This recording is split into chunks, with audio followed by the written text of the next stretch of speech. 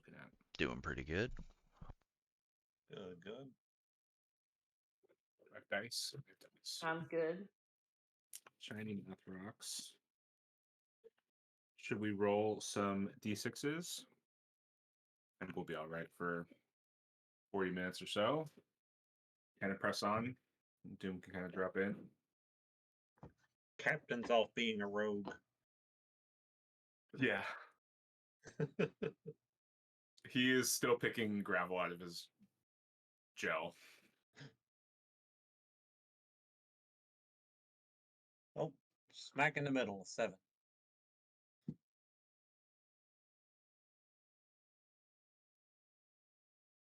Apparently, I'm gonna either roll really, really well today or really, really shit. I just got 12. Nice.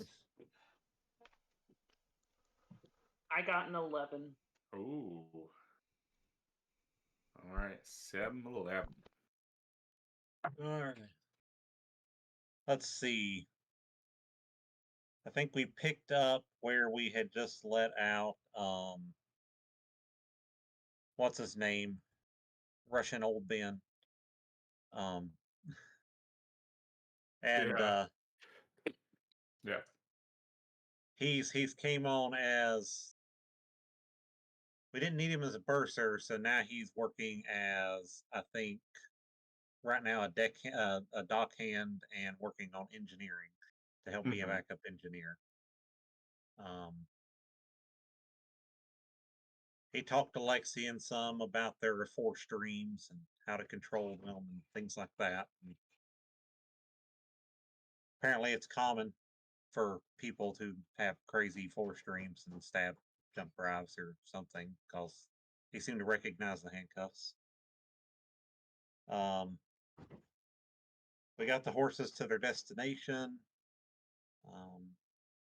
Took them out of hibernation. Most of them went berserk and ran around all over the place. Let's see.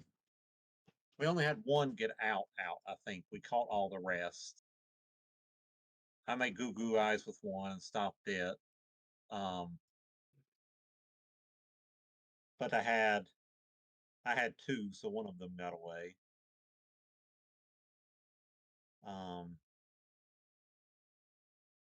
Trying to think. Lexian stopped one with a strong hand. And the one that got out through 428 all over the place, and he got covered up in gravel and went off to try and wash it all out of him. I don't know how that works. And Like popping a pimple. I think we were cleaning up and getting ready for a party. Is that right? Yeah, kind of like a low-key kind of party. Yeah.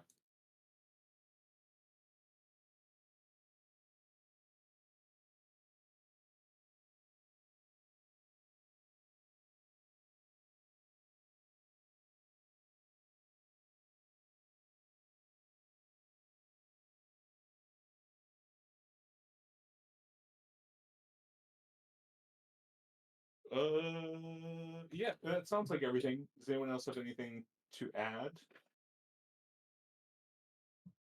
I don't think so. All right. Give me 1 second here. And I've forgotten to grab one thing. Let me see if I have a.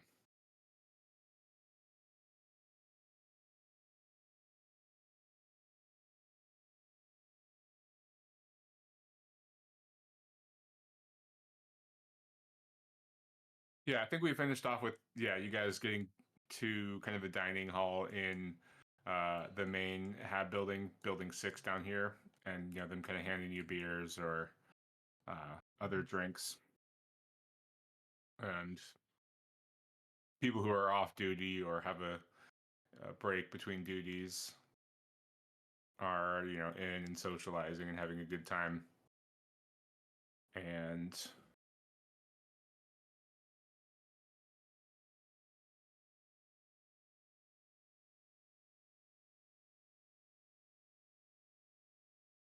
yes. I need to grab one thing. I'll be right back. I did forget.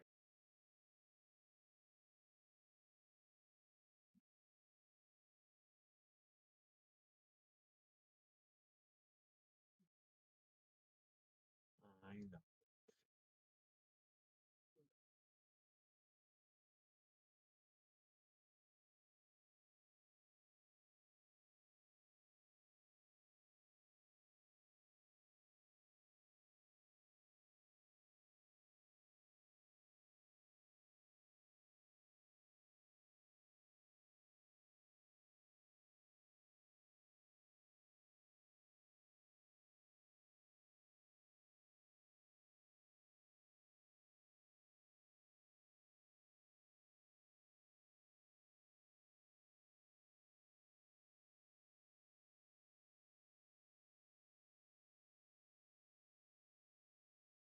Sometimes I think it might be worth investing in a third screen, but I don't know where I would put it. So I'm sort of using a tablet just for an extra PDF, but that is fine. I mean, you could always touch one screen on top of another screen. Yeah, that's true. Okay, we're good. Yeah, I was gonna say then it would block my window, but I almost always have the fade of my window down. So You could always do one on top of another and then turn the third one sideways. true. That's true. Be good for PDF reading, actually. Yeah, That's the point. Yeah. I've thought about doing Hopefully, that with my second monitors, getting a stand for it and turning it sideways. yeah.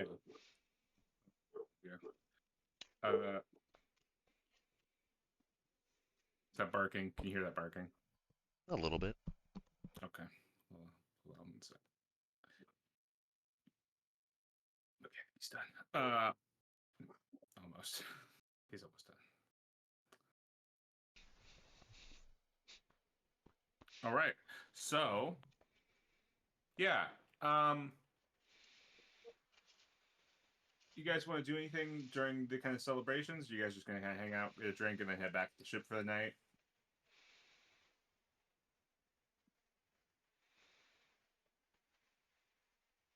Drink a little bit of whiskey and probably crash. That's my plan. I mean, I'm a carouser and gambler by heart. So I'm probably going to go around, have several drinks, try to see if there's any like secrets or like scuttlebutt, the tea, as it were. If Yeah. there's any tea going around, I want to listen in on that and then maybe gamble a little bit, like one or two games of gambling, if they do that there. Yeah. Hit me with a carouse check and your charisma. There is only beer and whiskey. I don't know what this tea is you speak of. I don't know what these Gen Z words you're throwing at me are. No, I'm just kidding. I'm just japing, yeah. Can we get a vibe check? Yeah, good, but no Okay. cap, no cap. The vibes are immaculate. I don't think they say immaculate vibes. That's probably. Are these the roles for 1D&D? Yeah. Insight's been replaced by Vibe. Vibe check. Yeah, can I get a VC roll? Wait, is that an actual thing in 1D&D? No. I was gonna say if it was, wow. But I got an 11 on my carouse check. Nice. Yeah, you go around and like people are there. So let's see. It's gonna take you, an hour. You're going on for a good 60 minutes. Like dropping in, chatting with people. Moving on as people like go back to their duties or kind of call it a night, things like that. And so you're kind of making your rounds, talking with people, and you kind of learn a few things. You learn that the staff that makes up the Artemis project. I'm trying to get to my notes for the Artemis project. There we go. is sort of a mixture of off-world scientists, experts in their respective fields, veterinary scientists, ecological scientists, all sorts of things, environmental scientists, as well as locals who are used as animal wranglers, general assistants, just basic research assistants. And they all get along pretty well. Like there's not a whole lot of beef among the various staff members. The one of the few things you pick up on pretty quickly is Boutros Vian, the assistant veterinarian, is kind of the he's this guy. He is the I think there might have been a specific word for him. I think every word I can think of is no longer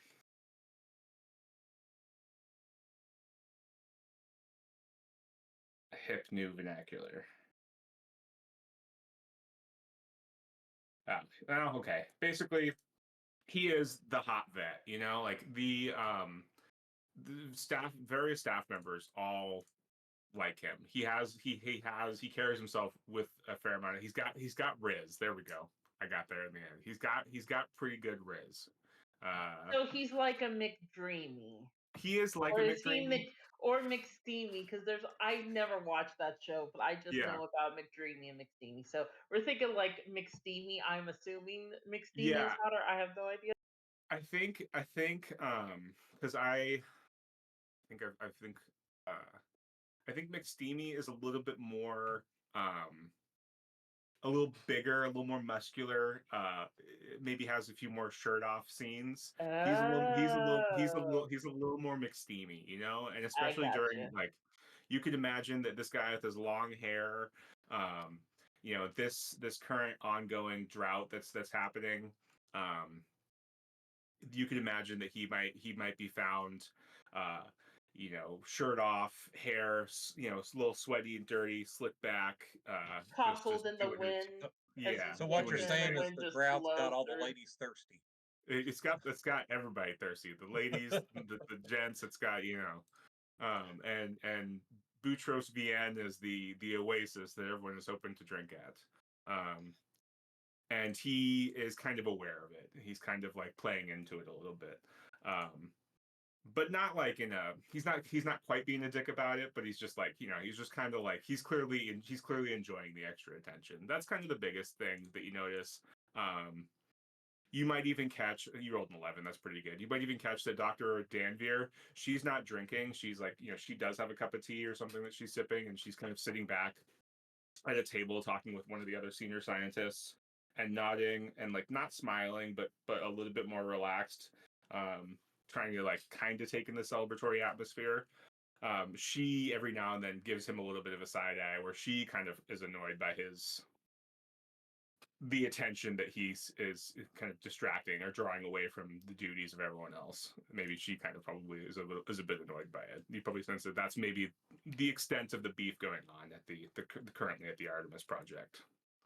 Interesting. Yeah. But for the most part, it's like a what are the total numbers here? I forget. It's like maybe 20 some odd people. You don't meet all of them because, like I said, a lot of them are at work, still going about their duties. But in general, everyone seems to be pretty out, like gets along pretty well. There may be some smaller kind of cliques, but nobody's really like excluding anyone else. There's no like locals versus off-worlders. You might have people that grew up together on the planet that still kind of hang out together, but they're not like excluding off-world scientists from sitting with them and talking with them.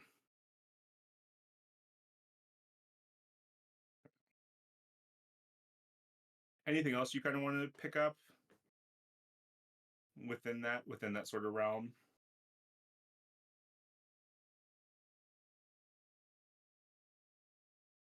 No gambling currently, and you kind of get the idea that Dr. Danver runs a relatively tight ship, so it's probably not, or doesn't fly on like on premises. Okay. Since everyone has the hots for Dr. V. Yeah. Dr. Do V. Yeah. Do I notice any like fangirls for him? Like Um, people that are like listening to his every word and like worshiping the ground he walks on, etc. not quite, but you know, everyone definitely like most people when he's talking, like most people when he's in the conversation will kind of like seed some element of the conversation to him. That tends to be the route what happens. Wow. Okay. Yeah. So he kind of has like the charisma power of this project. Yeah. Yeah. Got it. They're about 24 people, so yeah.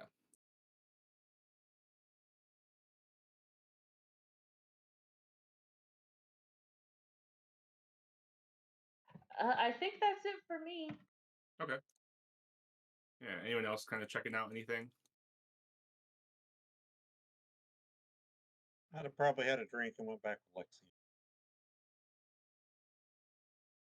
You guys are no fun. Social score of 2 here. I mean, my social is 8, but I still get out and have a good time. My having a good time is having a glass of whiskey and then leaving. Performing an Irish goodbye. I mean, those are the best goodbyes. Exactly. You don't necessarily have to do something that requires a check. Like not everything has to be a check.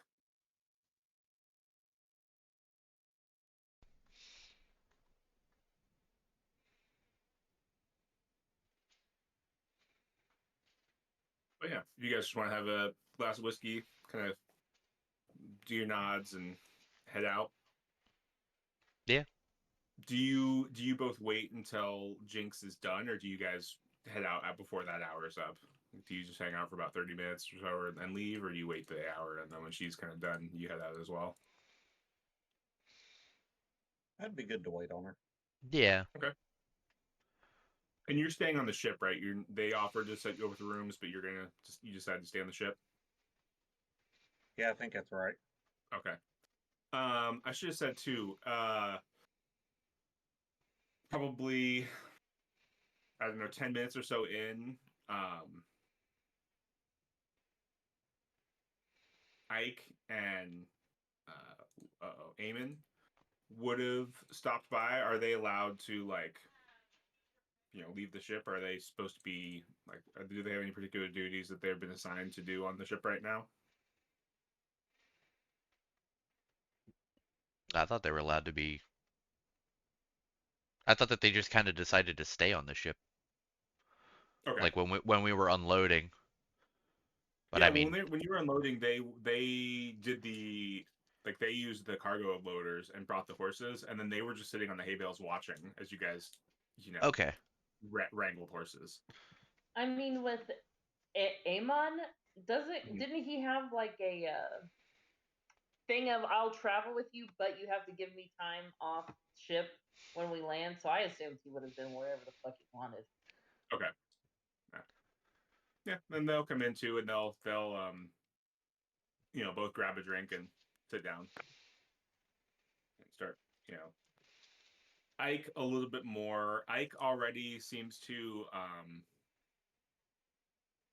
you yeah, I don't know if you guys picked up much on her, but she kind of they stick together and both kind of sit at a table and start chatting, and Eamon immediately just like drops into conversation with a random person, and Ike is kind of like slowly sipping a beer sitting next to him.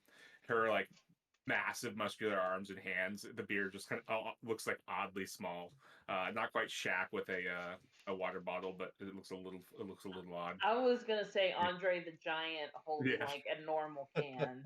yeah, not quite That that was bad crazy. because she's still only like 5'10", but she's just so muscular. It's just surprising. Yeah, and but yeah, they kind of sit down and you guys leave and head back to the ship.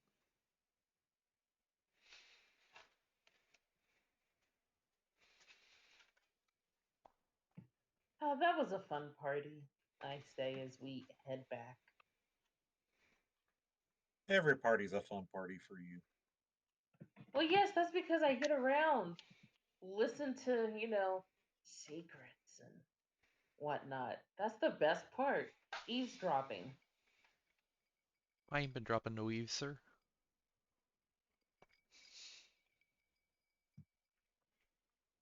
I mean, I'm for some good gossip, but I don't know what purpose it serves around here. So, So you know what's going on. Gossip is what makes the world go round.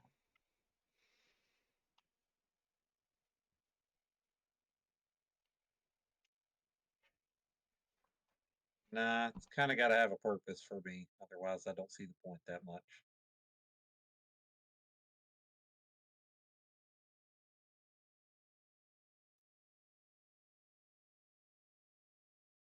Well, to each their own.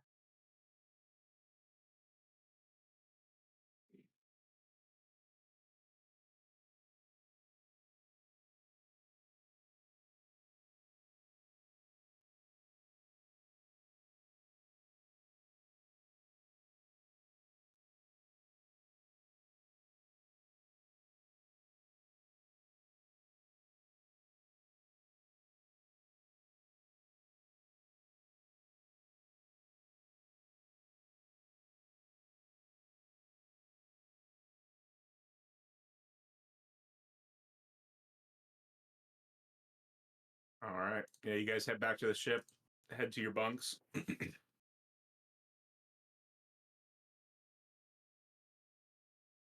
That's the idea, anyway.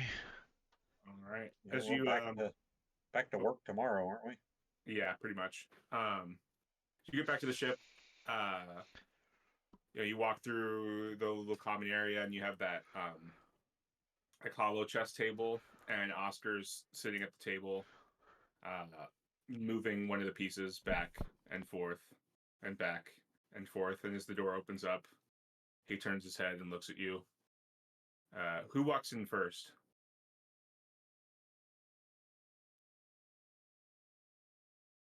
Not Lexian.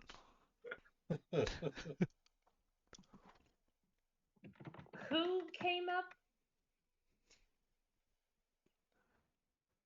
Oscar's We just walked in the commons area. Oscar's there. Oh, I'll walk over to frickin' Oscar.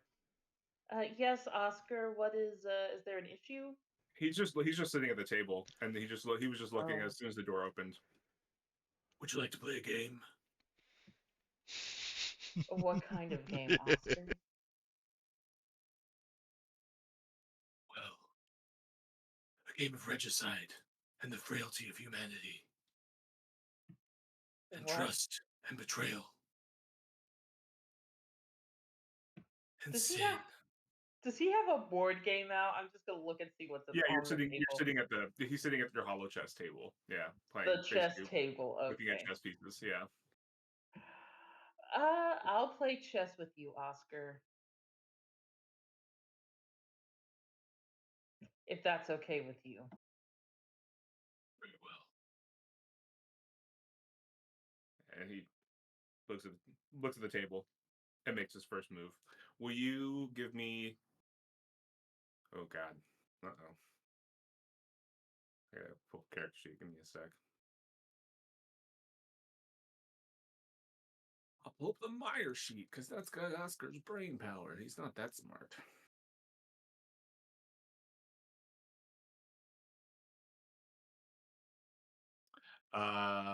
Tactics? I guess just a tactics. Intellect? Tactics? Yeah.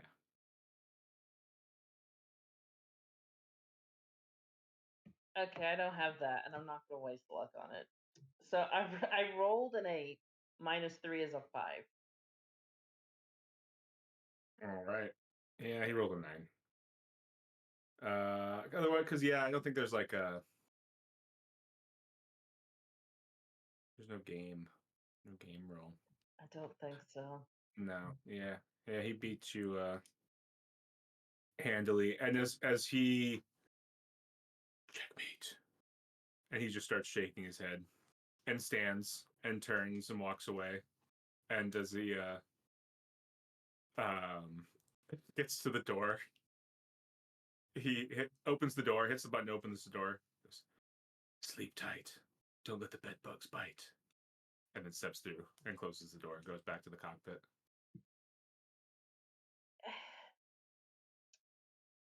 Is he okay? Have we decided if he's okay? I'm getting the impression that he's getting all of his personality information from like old movies or something. Yeah, I'm getting that too.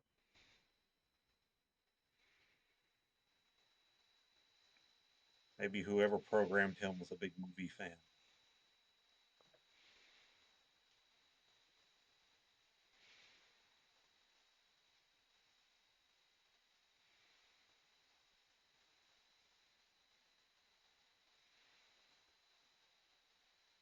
All right. You guys head to bed. Wake up bright and early the next day.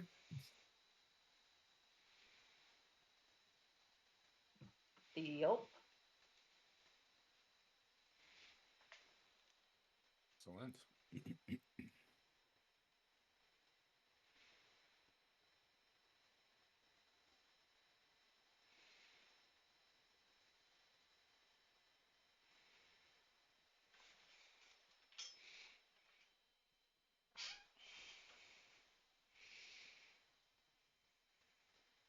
Where do you go when after you wake up? I guess have breakfast. Where do you head to?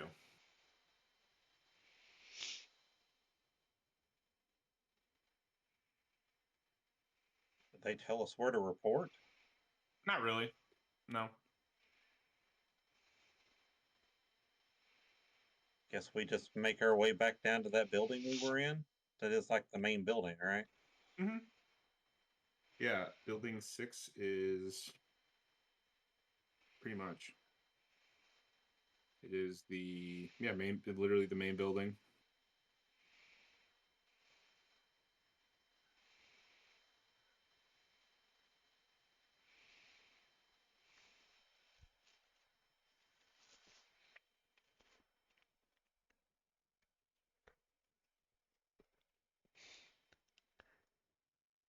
What do you think they're going to have us doing now? I mean, we delivered the horses. None of us are exactly veterinarians. Yeah, I don't know. I'm kind of curious.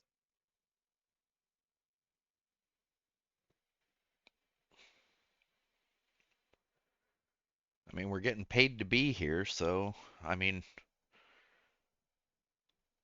do what we're needed to do. If they have something for us, okay.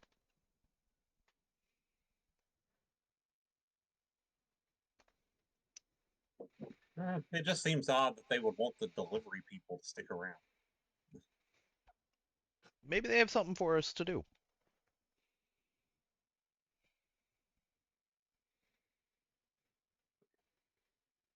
I ain't shoveling stables. I mean, I assume we just go where the vets tell us to go.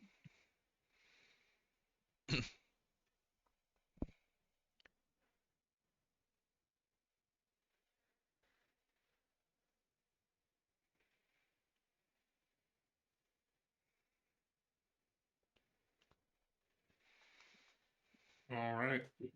Sorry, you head to the main building. There, yeah, like the bottom floor, kind of we talked about, is um labs and conference rooms and things like that. Dr. Danvers' office is also on there, on the bottom floor. You can kind of see behind, there's a big glass wall, and she's sitting behind a desk, going over something on her screen, on her computer screen, and it looks like she's reading over some data.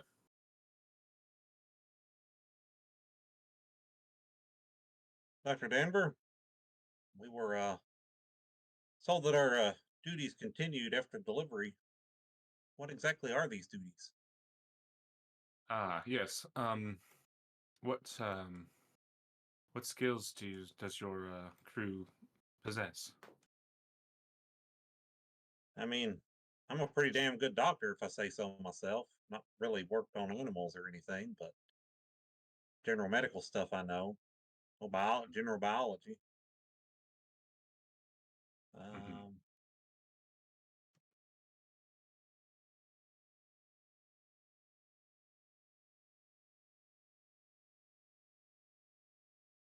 I guess Lexi in here, he can drive about anything you put him behind. And he's a pretty good hand to fix things.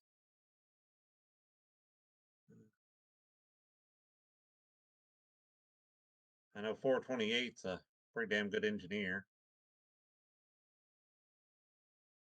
Jinx is good with remote stuff if you got anything to do with that. And I also don't know, shoot Wiki- things good. So if you need me to shoot something, call on me. Her like generally stern expression somehow manages to like get even sterner at the idea of shooting things. I think the idea is to keep the animals safe here, Jinx. I thought maybe that Obviously, they don't shoot the animals, but I mean like intruders. I can shoot them.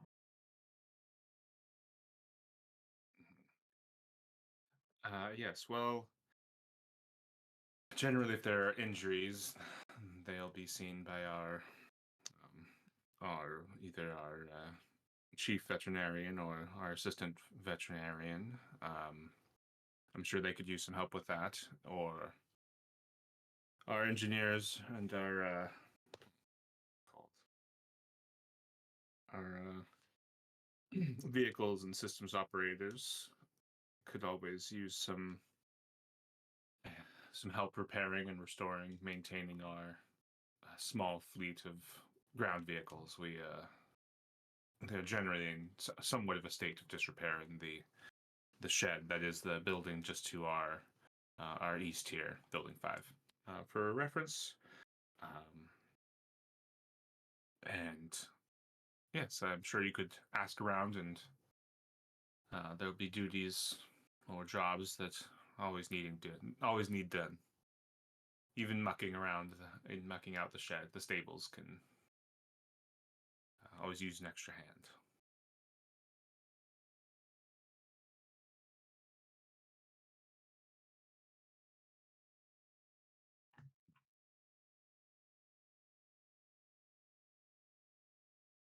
you guys still do that the old school way, or do you like laser incinerate that stuff now? No, we do it with a manure fork, just as our ancestors did. That's dedication. We find that our local staff are more familiar with that method anyway, and it seems to work just fine for them.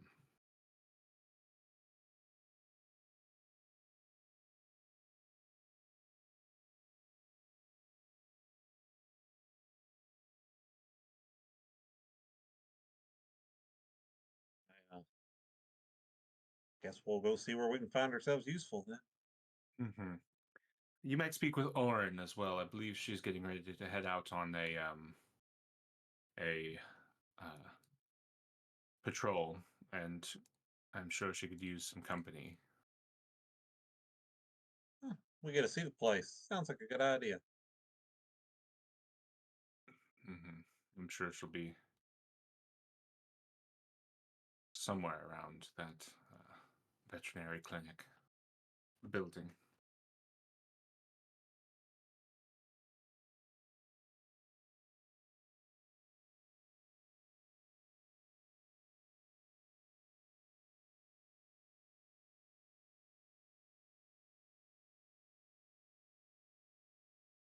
Now, if you don't mind, I have some pressing matters to attend to. And she puts her glasses back on and goes back down to typing without waiting for a response. Okay.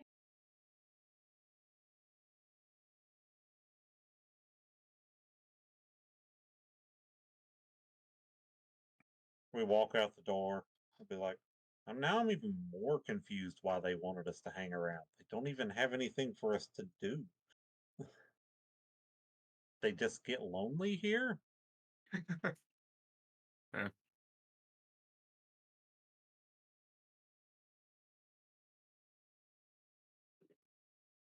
Yeah. Let's go see if this what this patrol's all about.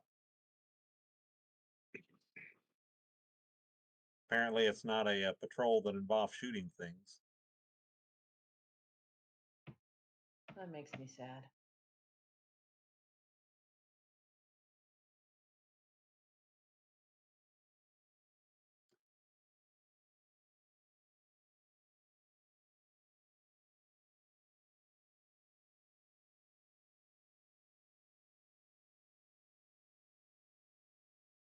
Where are you heading? To the veterinary building, I guess, to find Orin. All right. I would like to look for, because she said that her assistant would also need help, right? McSteamy. Yeah. The veterinarians. Well, so she's saying that like the whenever there's an injury to like the human staff, uh, they go to the veterinarians just because they can mob drills, right? They can Oh, help it. So like right. maybe a doctor could help out with that. Um, there's always research being conducted, so they could always use some help with just general like research assistant grunt work, Good. or even just general manual labor around. Hey, I have some medic skill, thank you. I have a 1. I There you could go. do something. Yeah.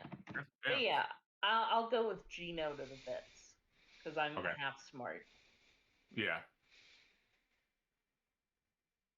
Lexian's gonna go do physical labor. Okay. Of course he is. You don't want to see about going on the patrol?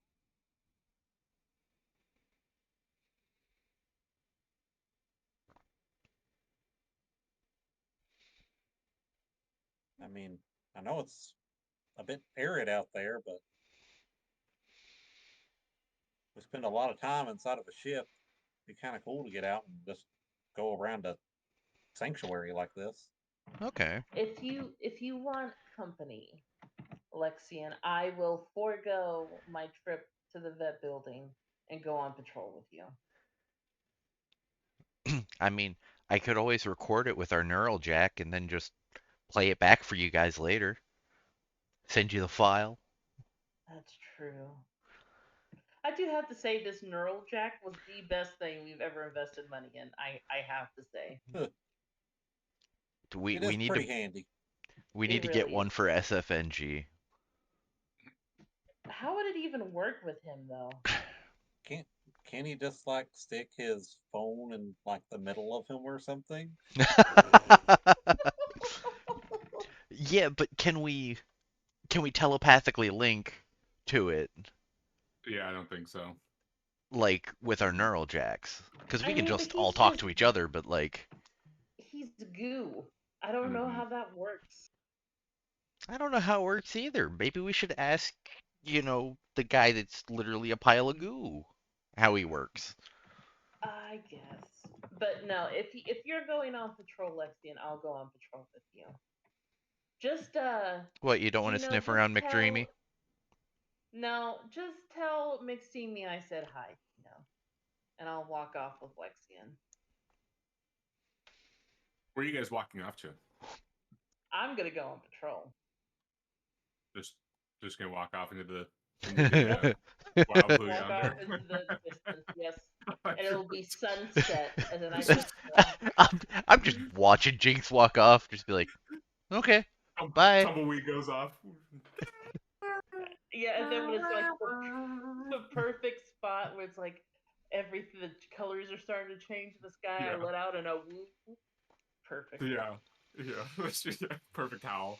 Right, the setting sun. Yeah, it's the morning, the rising sun. Yes, Yeah, yes. Don't yeah, spook the horses. yeah, exactly. The horses are all. I don't want to have Uh, to capture one again.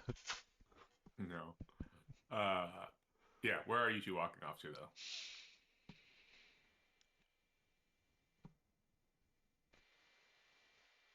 But no, I'm gonna meet up where they do the actual patrol shifts, which I Where's that? I do not remember where that is. Honestly, since I really don't know where anything is in this building, I'm sure she said something, but I might have missed it. I'm just gonna go walk to the nearest group of people and say, "Hey, I want to help with patrol. Where do I need to go?" I think it was at the veterinary clinic. It was.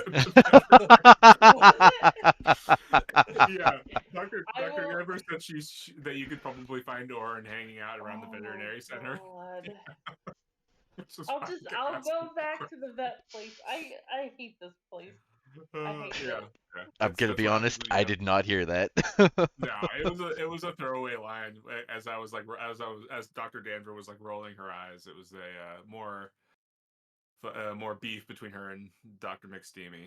Um, but yeah, so yeah, you guys, we'll say the three of you head into the veterinary clinic, and you can see the veterinary clinic also doubles as additional lab space, more for specifically, obviously, veterinary research, like research either into the Przewalski horses, other wildlife native to um, Pyramus, in this case, the barracks, those like big, funky looking alien turkey things, which you guys constantly hear honking, right? All the time. Everywhere you go. I haven't made a good job of like making that point, but like especially during the day, you guys are just hearing it's like just the most annoying geese just sound everywhere, and then like scratching and the metal like corrugated metal on beak clanging as they're just pecking at every fucking thing they can find. um Half the time they're running around, not even in enclosures. They see people and they like honk loudly, flap their wings, and run off. And you go into the veterinary clinic, and there are some research assistants conducting research. There is a like who you recognize as the chief veterinarian, was the one sitting talking with Dr. Danver the night before, is at a table, like looking into a microscope, doing science. And there's also Dr. V, or Dr. McSteamy, standing at a table, like jotting down notes in a notebook. And sitting at his feet, or laying at his feet, is a like reptilian, feathered, like Wolverine looking creature that looks kind of like this. And it is just like laying on the ground, like head on its paws, just kind of like one eye open, watching as you guys walk in, and just kind of laying down at his feet. And he's just working. And you can see Eamon is standing at a separate table with a woman in a cowboy hat and a little GoPro on her cowboy hat. And they look like they're going over a map, and she's kind of pointing out like different locations on a map. And Eamon has a little bag slung over his back, a little like backpack, or some saddlebags probably.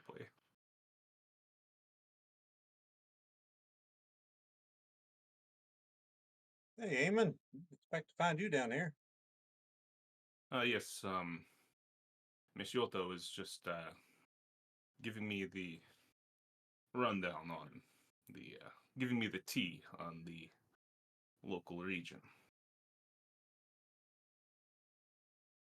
Yeah, we were told to head down this way. Something about maybe needing help with a patrol. Ah, okay, cool. Yeah, no, I'm probably heading out probably first thing tomorrow morning. But yeah, you guys, you're gonna go with me? Can you? Okay, yeah, that'd be great. The three of you, or there were? I thought there were four of your command staff, right? Yeah, our captain got a little injured in the horse wrangling incident. Hopefully, he'll be feeling better by tomorrow morning, though. Okay, yeah, great. Yeah, no, absolutely. That'd be fantastic. The more the merrier. Let me just get your friend here situated, and uh yeah, we will chat. Why don't you guys just one sec. So yeah, she turns and we just need to basically just follow the river. Um, the water's really low, so you have to go through the gorge. You follow that up, and um yeah, you just once you hit the paved road, you can take that uh kind of northeast onto to Oran's Rest. And then you should be there. Thank you very much. And he turns and shakes your hand and kind of walks up to you guys and gives you a nod and I will see you in a few days, but if you need me sooner, I have my come. All right, whatever you're doing, be careful out there. Always. And he gives you a little. You think it's a wink, maybe, but maybe it was just dust in his eyes. Who knows? And yeah, he walks up the door. Walks up the very science fiction building. Walks out the double swinging tavern doors, and yeah, and off into the distance. And, I mean, they're yeah. all they're horse people, so Yeah. He steps out and heads off. And yeah, Norin turns around and says, "Okay, so yeah, before you going, cool. Can have any of you ever ridden a horse?" um, can't say that I have. I don't believe. Didn't know that the patrol. I assumed the patrol would be in a vehicle. No, we prefer to take horses just because it, you know, typically doesn't spook the wildlife. You can get a lot closer. Um, I mean, also just it's more enjoyable to ride. If I'm honest with you, that's no problem. Let's see. She kind of pulls a notepad, like a paper, like a notepad out of her pocket, and just kind of like flipping through it. Hmm. Um, but I got like one thing I need to get done today. But after lunch, why don't you meet me at the paddock 3, the makeshift one? I'll bring around a couple horses, and I can give you guys kind of a quick little rundown. Sound all right? Sounds like fun. We'll Cool. see you there. All right, fantastic. And oh, I'm Oren, by the way. Sorry, I should have should have led with that. My bad. And You're good. You're shakes your hand. good. Gino Starheart.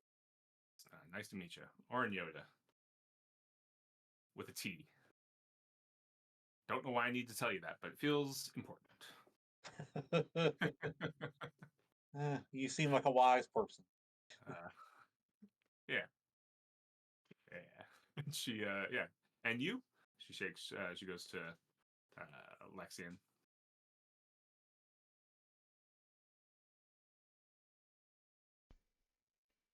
Okay, and you? And she goes to Jinx.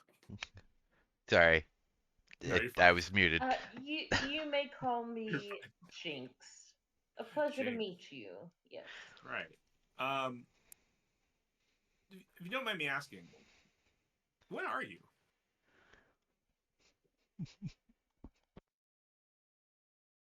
Isn't that kind of rude to ask someone that you just met? I guess I don't know. I mean, I don't know how what customs are like off world, but that's first for me. I've never met a you know she I kind of gestures. I'm called a Varger. That's what our race is Okay. called. Cool, right on. Yes, if you meet any big lion people, they're called Aslans. Gotcha. Interesting. I don't know what a lion is, but sounds interesting. And You, and you? you don't know what? Okay.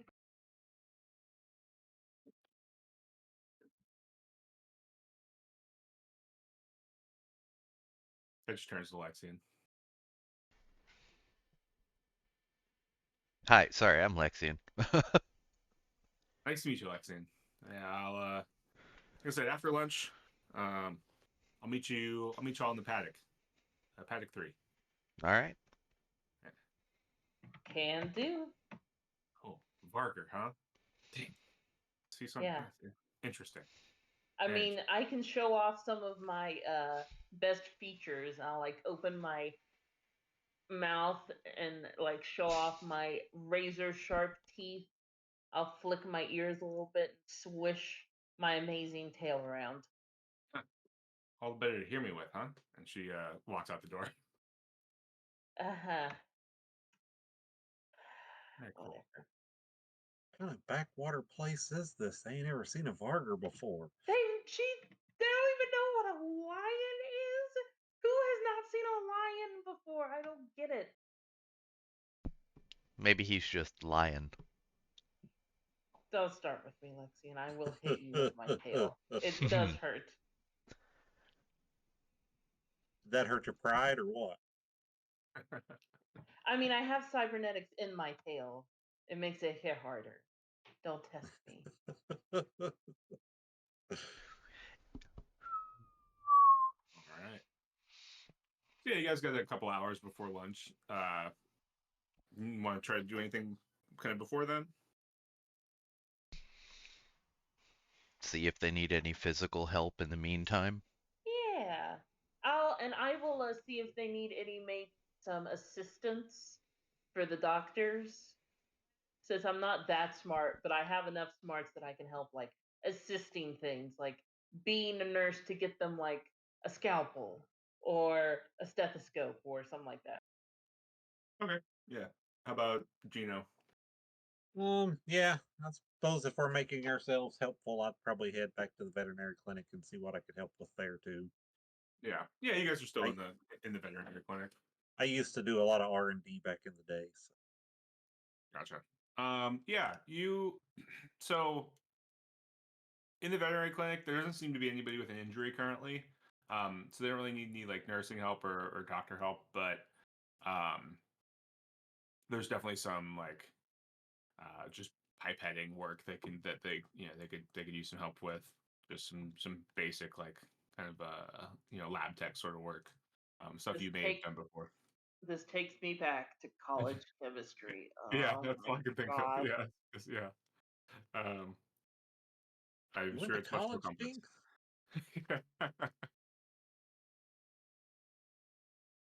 It's There's learn fire something new college. every day. Yeah.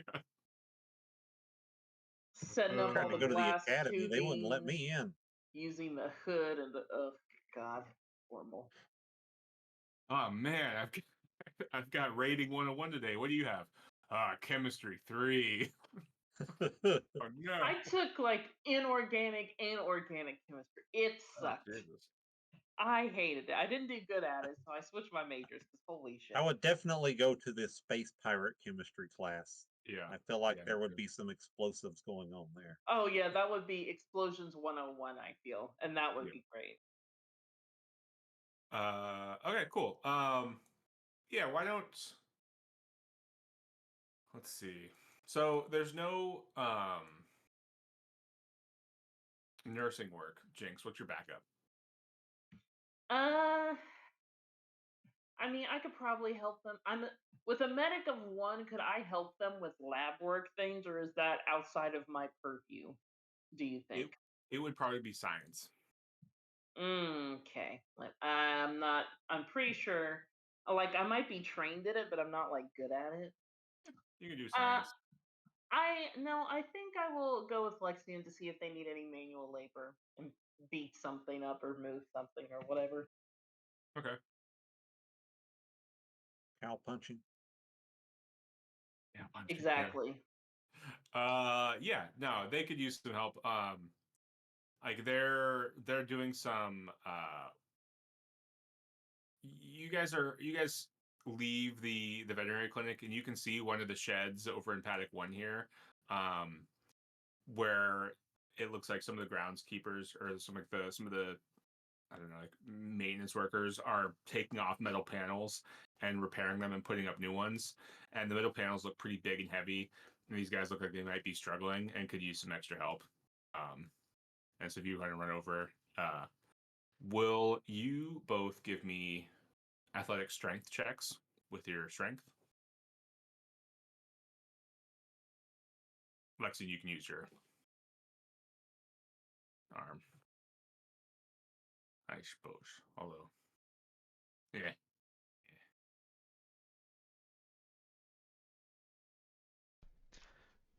And then Gino, will you give me a science education? Yeah. What's your I got. science? Oh, sorry, go I've got ahead. a 1 in biology, so a 0 Okay, in yeah. science general. Take your biology. Okay. You said I with education? Yeah. I got an 8. Nice. Okay. 9 Same. or 11, depending Okay. on which arm I use. Yeah. Sorry, what was Gino's? An 8. 8. Okay, cool. Yeah, you guys all like do your duties adequately. Like you help out. Uh, where are we? So.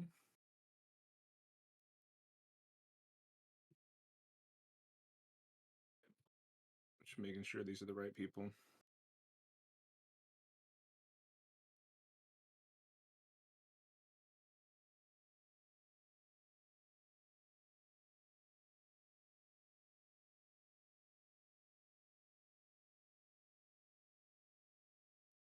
Yeah. So, we'll start with Lexian and Jinx. You're helping out. You're helping out two people. You find out their names are Estelle Campbell and Alfred Dalton. They're the two like technicians slash engineers, and they're going around. They're repairing the walls on the barracks shed because, and it's like basically a weekly task because the barracks are constantly pecking holes in them. They're just these animals are just sort of like relentless. Like they're technician engineer minded. They're not really they enjoy their jobs. They like being part of the Artemis project. Clearly, like they have some sort of like fondness for animals, but they're not they're not conservationists, right? So they talk about what the project is doing with the barracks is as a side project, but they don't really go into the details of it. But what they do mention is that they're trying to the project has a little side project with these barracks that they're trying to somewhat domesticate them to at least tone down their aggression so that they could, because if they can do that to where they can kind of safely store them easily, then they could ship them off world to be a really easily managed protein source because they're huge birds. They're like bigger than chicken or turkeys, but they're just so aggressive, and they just destroy everything that their upkeep is so expensive. And that's kind of what these two are kind of harping on about, is because that's their job, is to constantly repair everything that these birds destroy. So they only ever keep a few in these sheds and a few in this paddock at a time, as they're like drawing blood and giving them various injections and doing monitoring them. But that's just kind of the little side chat. As far as Gino, you're like I said, kind of helping them out with some lab work. You are basically just helping out with monitoring the current Przewalski herds. They usually take regular blood work from the herds to make sure that they are surviving and acclimating well to the Pyramus ecosystem. So far, they haven't noticed anything in terms of like local parasites or like, what do you call them? Not carcinogens, but like pathogens. It's just kind of, you're just helping getting samples into various test tubes to be assessed. And so you kind of get, you pick up, as you guys are helping out, people are kind of telling you why you're helping them out. So that's information you guys kind of all pick up. I'd probably ask them if there was any like end goal with the horses, or if it's just a conservation thing. No, it's a conservation thing. That's at least what they kind of talk to you about with the horses. It is let's see, I can give you kind of a bigger rundown of it. Basically, where we at?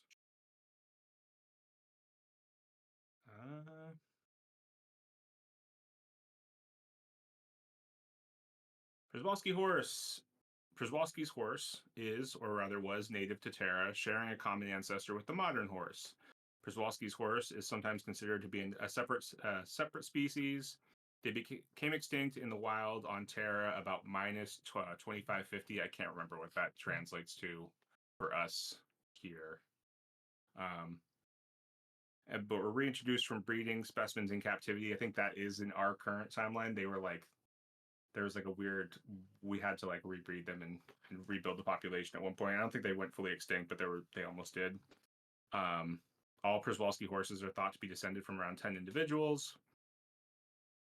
Returning from the very brink of extinction, this is now Traveler timeline.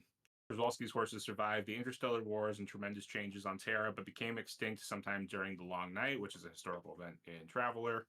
After the establishment of the Third Imperium, a population was discovered off-world and successfully reintroduced to Terra a second time. At this point, Przewalski's horse became not only a topic for doctoral theses, but a symbol of hope for conservationists across charted space. Around 800 Przewalski's horses became extinct for the third and possibly final time, probably final time on Terra as a result of habitat destruction and climate change. Populations on at least 2 other worlds continued to thrive until an outbreak of disease reduced populations to the critically endangered level. Small breeding populations, carefully screened for disease, are being moved to reserves across the Imperium, and in this case, outside of it. This initiative has caught the public imagination in some areas and remains a regular topic in the news vids.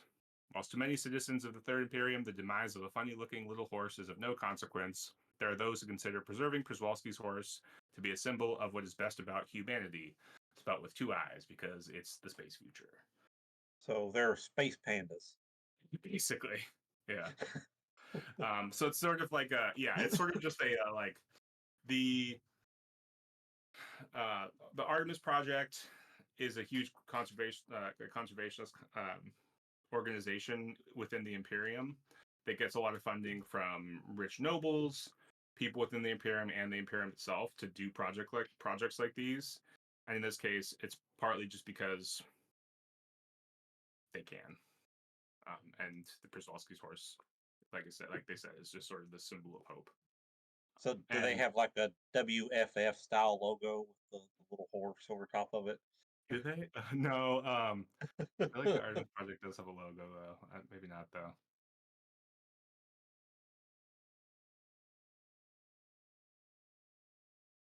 Because no, the Artemis Project also has they have other things ongoing around the Imperium. They have other. I guess they don't have a logo, at least none that was provided. Yeah, no current logo here. Should totally be the logo. They're cute Yeah. horses. They are cute horses. But like all the people, I mean, you definitely get the idea that, especially talking with the scientists here, they all, at least the veterinary scientists, they're all really bought into this idea, right? They all fully like believe it and are fully into it, and passionate about it.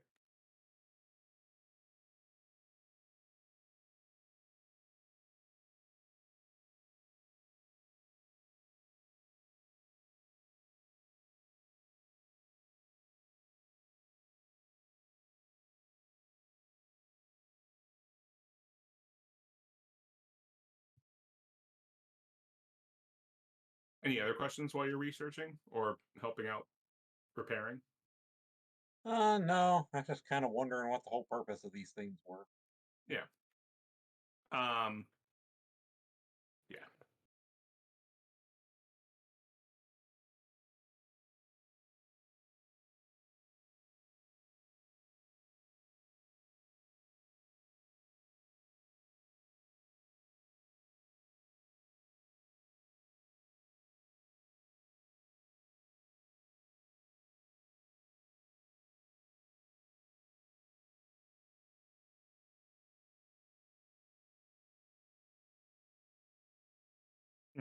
Here it is. Project Artemis. No, so maybe not. Maybe Project Artemis would have a logo of a Przewalski's horse because Project Artemis is just this project. Is the name of this specific project. The actual organization is the Saxa-Nula Conservation Institute, which operates in the Spinward Marches and the Deneb sectors. And in this case, the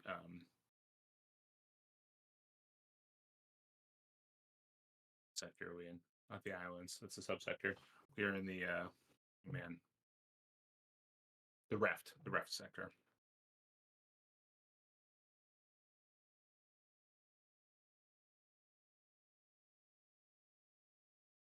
Yeah, the Institute conducts research into local ecologies and conservation projects aimed at preserving endangered species. has particular interest in the effects of introduced species on established ecosystems and how secondary invasive arrivals affect a reestablished ecosystem, combining local and off-world species.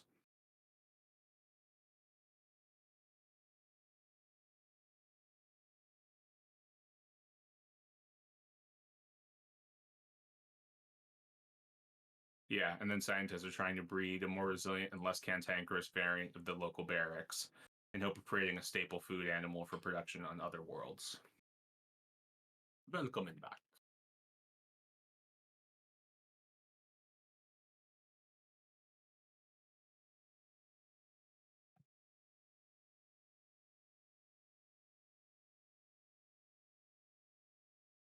Did I miss anything interesting?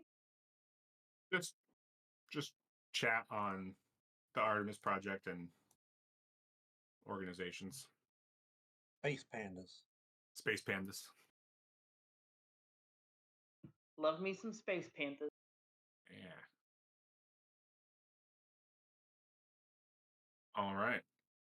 So yeah, so you guys finish your duties. You can get lunch, and then head to meet Oren in the paddock. Yep. Okay.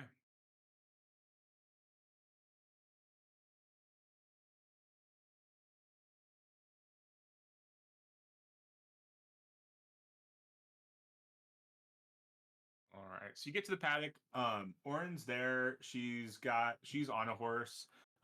She's got 3 other horses, kind of tethered to like a couple poles that she stuck into some of the hay bales, or hitched to poles that she stuck in the hay bales.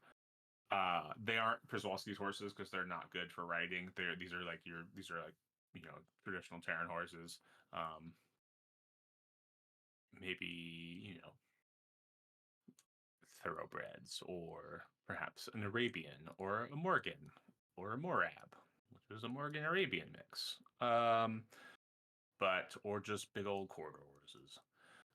And they're all saddled up, and she hitches her horse, hops off, hitches her horse, and kind of just get y'all lined up. So, who of you have actually seen a horse before? Are we talking about in person?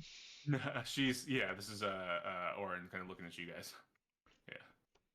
Yeah, in person. She says. Who hasn't seen a horse? Who has seen a horse? Well, no, I mean, my hand will raise and ask, who hasn't seen a horse? I mean, there's not a lot of them running around the city. Yeah, Jinx, where would Jinx have run into a horse being a space pirate? We land on planets. We could have run into a horse or two. You don't know. Outside the space saloon. Yeah, exactly. We went to a Wild West planet. There was a space saloon with horses. Okay. Thank you. She's seen depictions of them on some of the gambling machines. Mm-hmm. She's definitely placed bets on horse races. That's yes. That's why she knows horses. Yeah. She's like, who doesn't know horses? Everybody bets on horses. I play the ponies all the time. I just drop my dice. Here we go. Yeah. Okay. Well, and she starts to kind of give you guys a rundown of general horse anatomy and what you guys want to pay attention to while you're riding.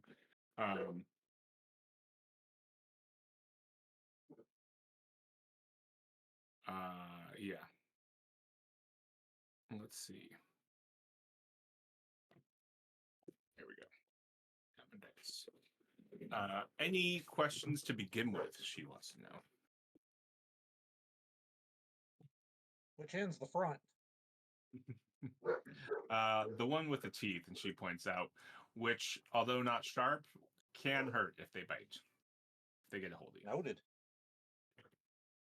But I tried to pick the most easygoing of our relatively small herd here. So hopefully these ones will do right by you guys. Um, yeah. So who? Yeah. Any other questions?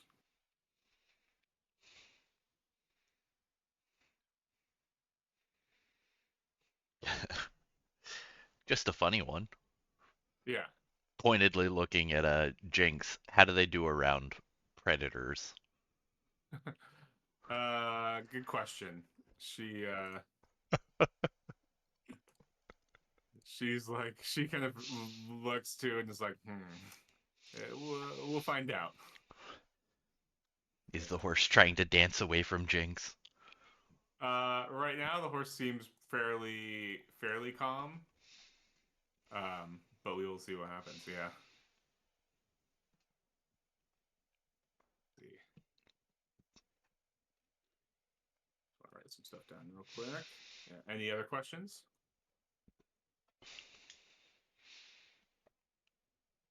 Nope. No.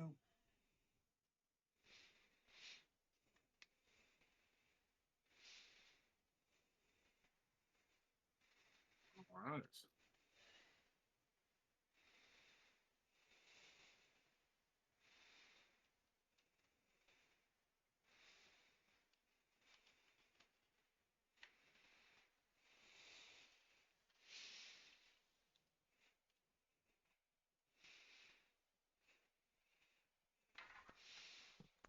Okay.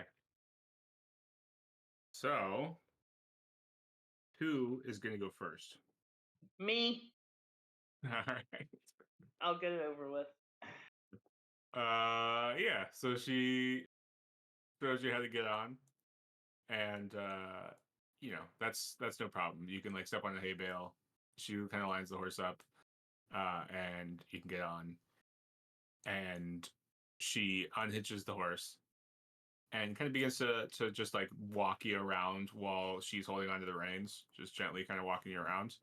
And after a little while, talking you through how to generally control a horse, what to do, gives you the reins and starts to try to direct you.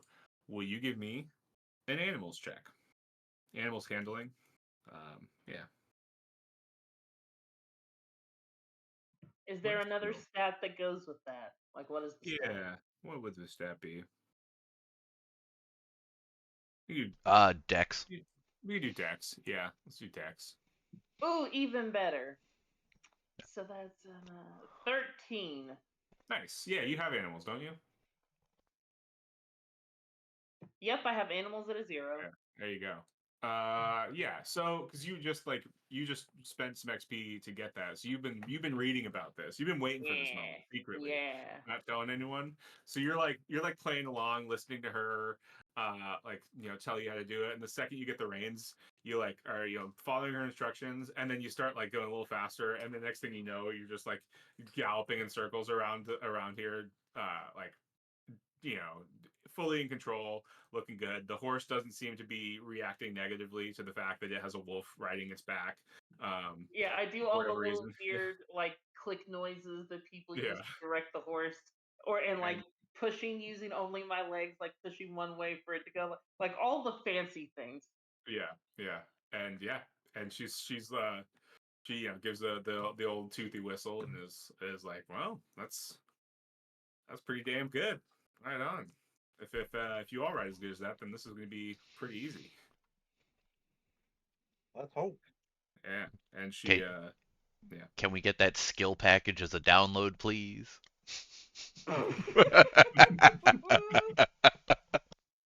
Yeah. Cool. Who's next?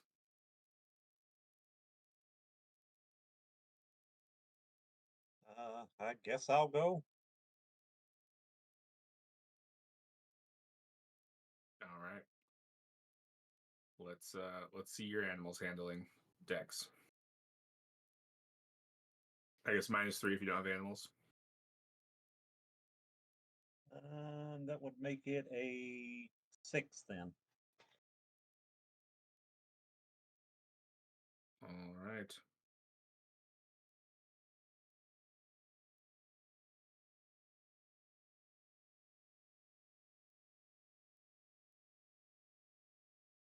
me 1 sec.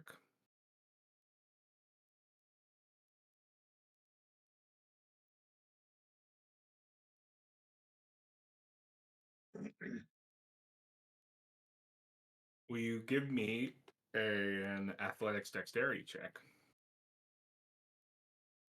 with dexterity?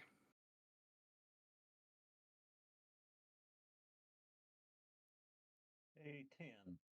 10, nice. So you at first she's leading you around and it's going pretty well. She gives you the reins and you're like plodding along slowly and it feels really awkward, but you feel like you got it. And then either you like maybe you tense up a little bit and the horse senses you tense up and the horse starts to kind of move a little bit quicker and you're like, oh, stop. And you just like kind of the jolt of like what's happening, you kind of just like your body just does all the wrong things and the horse keeps speeding up and like you would have fallen off had you not been like able to kind of get your body back under control. And luckily she kind of gets everything calmed down and she's like, okay, that's could be worse. I've seen plenty of worse first goes. That was fine. You didn't come off, so we're good. You'll be fine. You'll be fine. We're going to be going over relatively easy terrain, and as long as we don't, go chasing after anything, you should be fine. I'm not. How do you feel? You okay? Are you Yeah, yeah, I'm okay. I mean, okay? that was not what I was expecting, but exhilarating at the same time. Yeah, yeah. All right. Cool. And next up, Lexi. Well, I don't have animals. Yeah. So you want me to still make a check for that? Yep. Still a -3. Up. Is that with any bonus? With your dex. Yes. So -2. There you go. That is another boxcars. Shit. 12. 10. Nice. Nice. Yeah, you actually do pretty well. It feels a little awkward at first, but you get it going. It's not quite the like galloping around the paddock of Jinx, but you get the horse up to a nice little trot, and you feels a little awkward, but you're in control the whole time, and you get the horse back into place, and uh, Orin kind of slides up next to Gino, and she's like, "It's okay. I'll just ride next to you, and we'll keep you safe." Appreciate that. Maybe Yeah. I'll get more into the groove of it as we ride. It's like yeah, yeah, it's no big deal. You pick it up quick. You pick it up quick. And then she, as you're kind of like as Lexian's getting into place, she starts walking over and clapping. Really good job. That was great. That was great. Here, let me take the reins, and she gets your horse hitched up. Um, and yeah, we'll say that took kind of like probably a couple hours. So it's getting close to supper time, so you guys can go and get some supper. And she's like, I'll get the horses put away. Why don't you guys get some supper and you can turn in, and we're gonna head out probably just after first light, maybe early breakfast, and we'll head out when you're ready. See you then. Can All right, do. All we'll right. meet back. We can meet back here, or actually, why don't we meet out front by the veterinary building? Can do. All right. She tips her hat.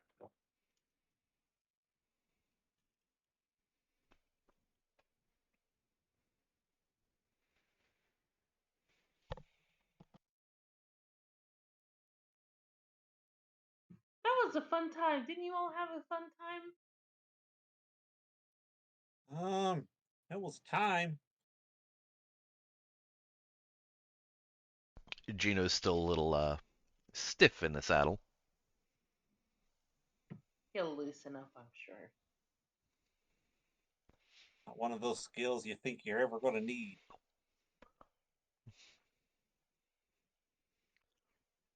So you coming with us tomorrow, Gino? In for a penny, in for a pound, I guess. Second question: are we gonna drag 428 in on this? Well, we'll see. He had one a bad experience with horses already. We'll see if he wants another one. Yeah, I mean, could he even sit in a saddle like that, or would he like ooze around it? Not trying to be weird. I don't know how that would work. If he can sit in a chair. I mean, but still, the jostling, he would be shaking a lot. Would Yeah, that even be comfortable? It's like a bad landing.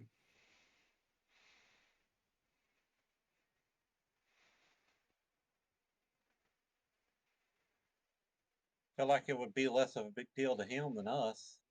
Body just kind of absorbs all the shock. True. You have a good point.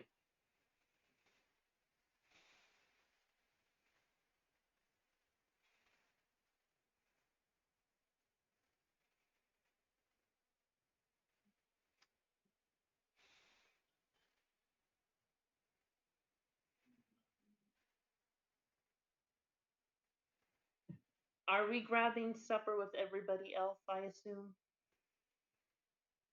Might as well. All right, let's go to the mess hall or chow or whatever they call it here.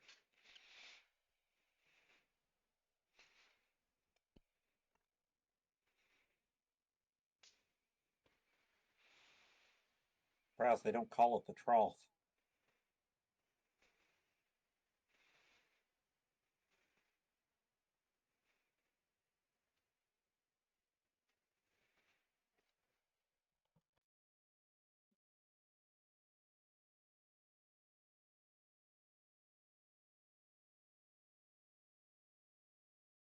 All right. Yeah, you guys go get some food, get some dinner. Anything you want to do while you're at dinner?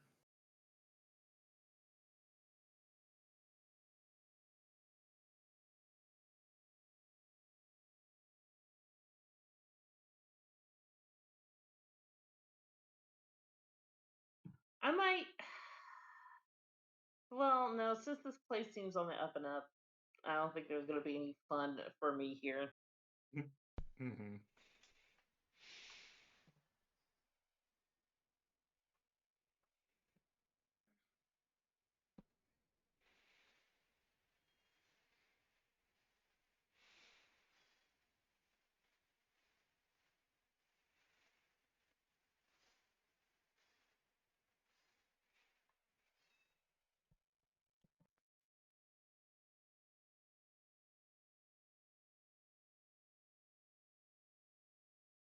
I don't have anything I want to do.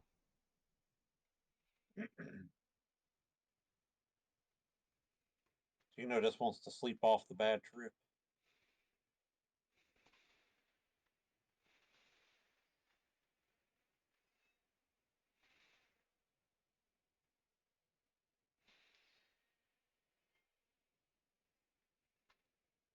Okay. Yeah, I mean, I'll just eat. I will watch reactions between McSteamy and everybody else while I eat before I head back to the ship and go to sleep.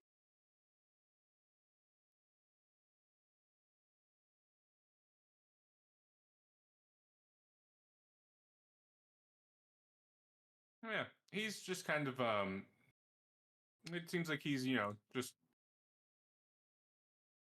chatting and enjoying the evening. Kind of not playing in the room, but like he like I said, he clearly enjoys the attention he gets, but he's not doing it in a malicious way. He also clearly has friendships and cares for the people he works with. So he interacts with people as friends because they are his friends. So he's talking with people and they're bantering and they're laughing and they're all having a good time. But it's just kind of it's kind of where if this was high school, he's like he's the most popular one in the friend group, and he kind of likes it that way. But he's not like bullying. He's not like using that to his advantage or he's not using that to be mean to anybody. He's just kind of aware of where his status has put him in the group. So it's like, I don't know.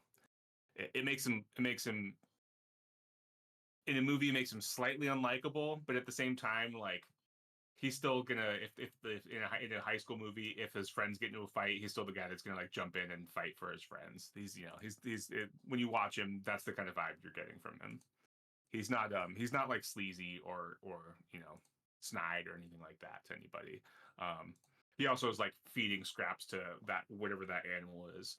He's like regularly feeding his animal under the table, which it's a room full of conservationists and animal lovers. Nobody cares. Like it's not like it's not like someone's shaking their head. You can't feed your dog scraps at the table. He's just doing it. But yeah.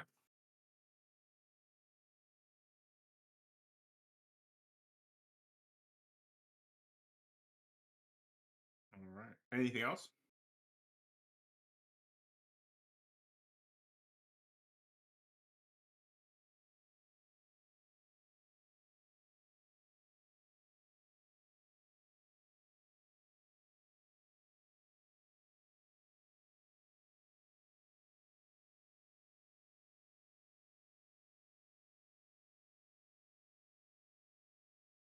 We'll take that as a no.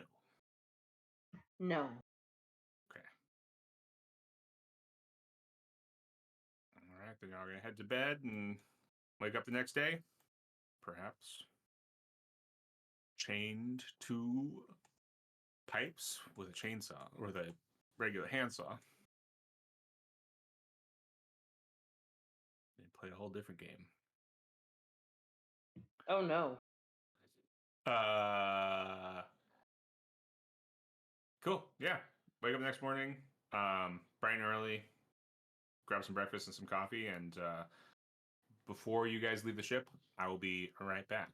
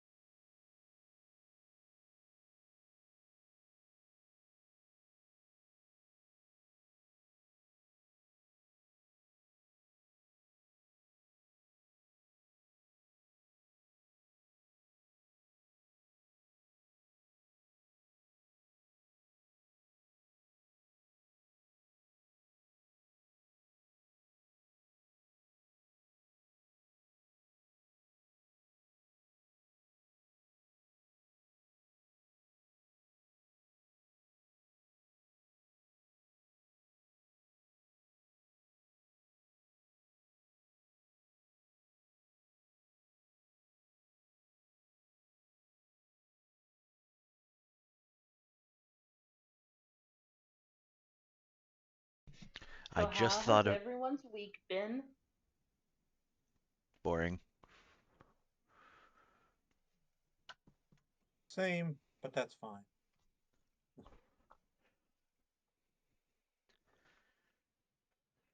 I just realized how 428 can ride a horse. He'll just shove himself into a vac suit. Keeps him moisturized too. Yep. Interesting. Anybody know Doom's status before we go off on patrol? I could always text him. I mean, it sounds like this date is going pretty well, if I do say so myself. Uh-huh. Yeah.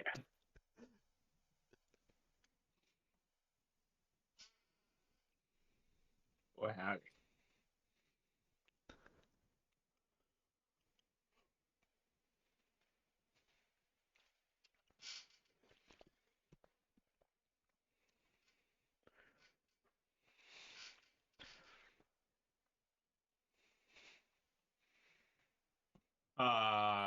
Also, per our conversation kind of at the end of last session, we were talking about like getting, getting a little getting together and doing like a distillery tour and Yes. things like that. Yes. I Yes. Yes. I used up all my PTO when I got COVID, so I'm currently just reaccruing it again. I Mm-hmm. accrue it like every day. So it'd probably be like the middle of the summer or so. I think is when I'll have like a decent amount to like take some days off to go out. But yeah, what is the what are the summers like in Kentucky? Because I know in Maryland they were awful, in Virginia they Hot. were awful. Hot. Yeah, Just yeah, that's just not the kind of worst. hot. Okay, yeah, super humid or just hot? More hot than humid, I would say. Okay, that's fine. Yeah. Yeah, they're I think. DC and Virginia and Maryland is like hot and swampy, and that's the worst. Kentucky is not that bad. Okay, cool. There is a convention that I'm looking at going to in like middle or end of July. I mean, it's just a weekend, so we can work around What convention? that. Animate Columbus. Okay. One of the main reasons I want to go is I have a friend who loves, well, I like My Hero Academia. She loves My Hero Academia, and she's wanted to meet Clifford Chapin, who is Bakugo's voice actor, like Katsuki Bakugo. Everybody loves him. He's gonna be there, so she was like, "Oh my god, we have to go." So yeah, so hopefully she could come with me. I mean, there's going to be a lot of other people like Robbie Damon, Ray Chase, Matt Middle. I can never pronounce the man's last name. Mix. Anyway, those other three people I also really want to meet. So we'll see. It should be a fun time. I don't know.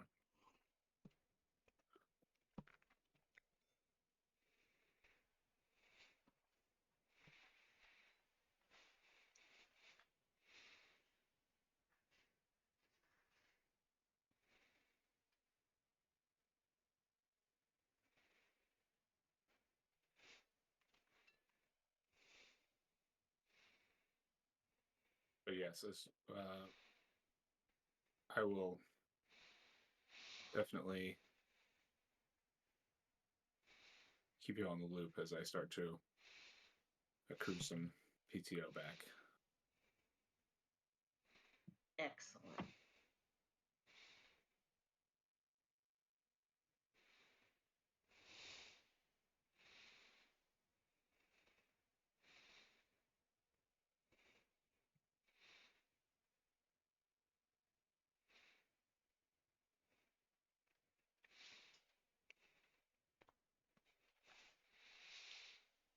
I messaged him asking if he was alive.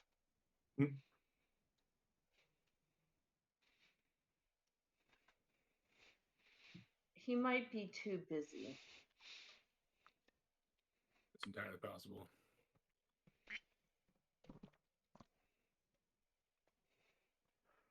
I mean, we could just say he's been in the ship making small little repairs the entire time. Yeah. Yeah, like Well, maintenance. if yeah, with just for some not inside baseball, but some baseball that played close to the plate. Is that even where in the phrase inside baseball is this baseball being played? Is it just infield or is it just inside our minds? Anyway, if he gets here when you guys are out on patrol, it'd be kind of a bummer.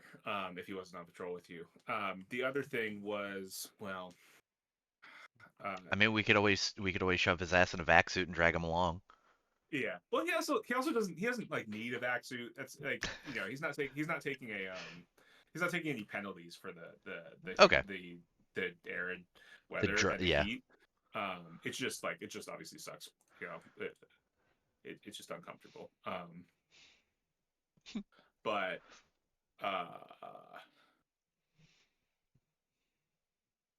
what was I thinking?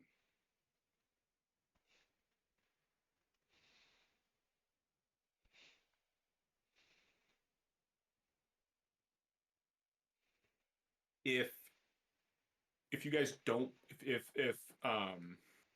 say Gino, if I don't know how does Gino want to ride, or is he like on the fence about riding a horse? I mean, he's still game to give it a shot.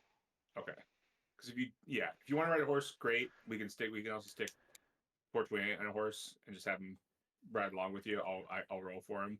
Because I'm not gonna kill him. Like he's not gonna die on a horse or anything like that. He's not gonna show up to his character having been trampled to death by a horse. The other option would be the two of you taking ground vehicle. That was always an option. It just was discouraged by the staff there because you guys would just have to stay back. Like you can't have horseback banter, because you'd be in a vehicle a couple hundred yards back. But we can stick him on. We could also just stick him on a horse and see how he does. Because we have his character sheet.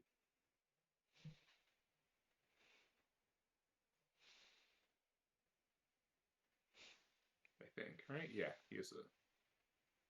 Yeah, he went over to the Excel sheet. Yeah. The dark side. Oh.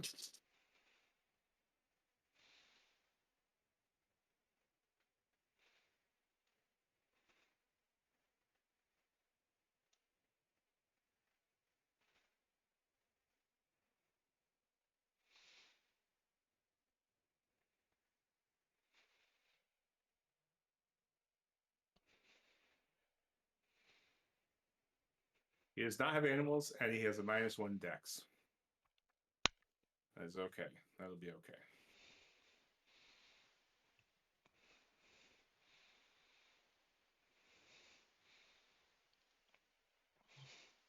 Can we like hog tie him and just throw him over the back of somebody's? This is Red Dead Redemption. Yeah.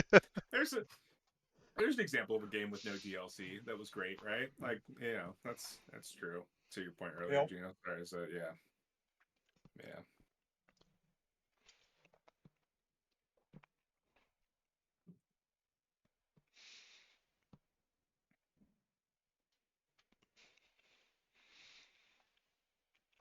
Okay, well, should we press on? Onwards and upwards. Okay. All right. All righty. Now,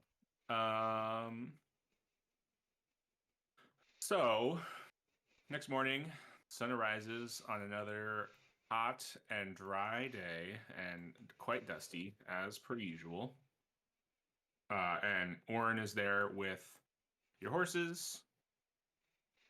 You've got Copper Dreams, Merrick, Yuki, Maxwell, and Santana. Your choice on which horse you want to ride. But actually, I think she's probably going to ride Yuki. Because Yuki is her horse. And Yuki's a little crazy. But she also has a map, and there's like a little kind of like, work table sort of thing outside the veterinary clinic that they could use to, if they have like a barracks that they need to like grab off the ground, drag to give a vaccination, or just generally they need a quick workspace. She's got a map set out, a little paper map with the region, which I'll focus ping you guys, is this map of the Paramus inhabited zone. And she's kind of giving you a rundown of, so our plan, I'm thinking it's going to take us, a few days. I'm planning on taking a little bit longer patrol this time, just because I've got a little more stuff I want to look at. But it should be fine. My plan is to go from the Artemis Project, which is, where we are here. We're going to head down south to the river, and then up through the Caney Gorge, 9A here, along the river, up to the trade bridge, and hopefully, I was hoping to have a word with either Certes, the local lord. I think she may be on planet, or at least her one of her house representatives, one of her what you call it? Basically, her second in command there. Her estate manager. After that, I was going to swing by Orin's Rest over here and check in on some of the other scientists working on the wetlands, and then head back to the project. I was thinking it's going to take me about a week. If you guys get sick and tired of riding by the time we get to the trade bridge, I'm sure either the estate manager or Sir Chase, if she's there, can arrange for one of the drivers to bring you back to the project in one of their air rafts if needed. But does that sound all right to you guys? Fine with me. All right. So yeah. So our plan will be to get to the riverbank today, and we'll make camp near the river.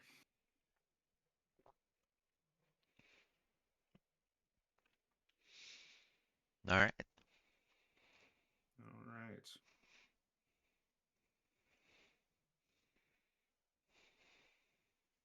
Well, let's head out. All the horses have like fully stocked saddlebags and things like that. She's got plenty of water and like water skins and things. Um, Especially with the drought, it's hard to rely on the river for water because it's just so like there's so much sedimentation. There's so much sediment in the water. There's sedimentary deposits. Yeah. Can I get some animal handling checks with dexterity, just as you guys set off? I'll roll for 428. Starting off strong at a solid 5. Yeah.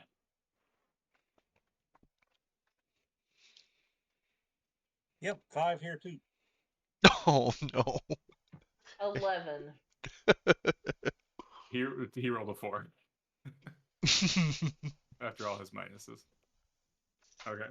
Can I get well, you guys be fine for now. You don't have to do any like dex checks or anything. But you guys just it's awkward going, and she's basically having to almost herd like wrangle your horses and herd you guys as you know, Jinx and her are going straight. Gino's heading off in one direction as the horse is basically just taking over.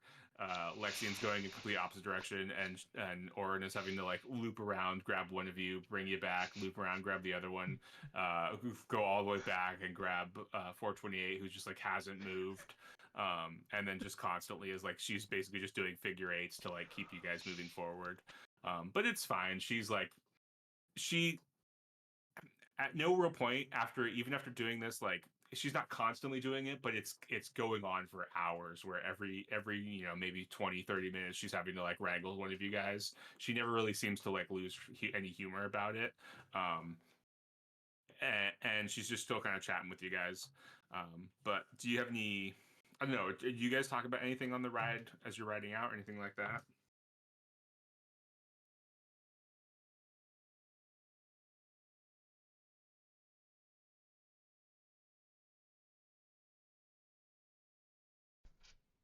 I feel like Gino's just putting everything into trying to make this horse do anything he wants it to do. Yeah.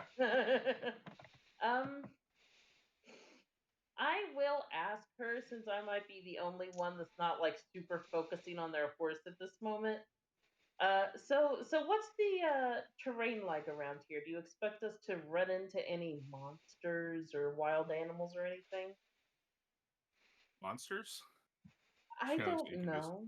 Yeah, like big animal things. I don't know. No. I mean, normally this is pretty nice grassland and good grazing um, land. So it's mostly just barracks and local horses and a few of the Przewalski herds. We should be coming up on Victor and one of his herds somewhere around here. Awesome. And no real predators or anything like that. You know, obviously, you know, it's not. She kind of like looks at the ground, looks at the grass, and clearly it's like all like brown and dead.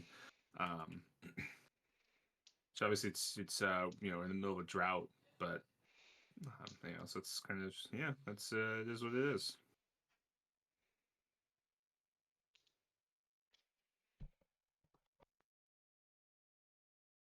Oh, well, that doesn't seem too bad. Though, we might need to help my friends as I look behind me and see the horses kind of veering off in random directions. Yeah. Yeah. As like Lexian and 428's horses turn and they bump into each other and get tangled up, and she has to head back and grab them. But you guys keep going, and yeah. After a couple hours, probably Jinx, because she's the only one, riding straight, paying attention, just focusing on looking around. You spot a group of Przewalski's horses, and they look, they look a little distressed. They seem to be kind of wandering aimlessly, and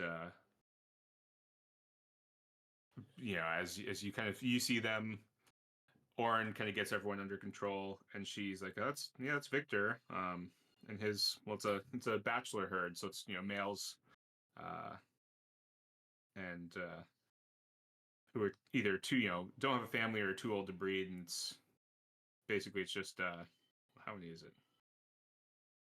Victor, and he's usually with Alex and Rudy the asshat, but I just see Victor and Alex. Where's old Rudy the asshat? Why is he called Rudy the asshat? It's his 7-day best name. He's usually it's well earned. Believe me. She kind of gives you a look. He's usually pretty annoying, but yeah, something's up. They don't usually all three of them together. Then it sounds like we need to look for this Rudy the asshat.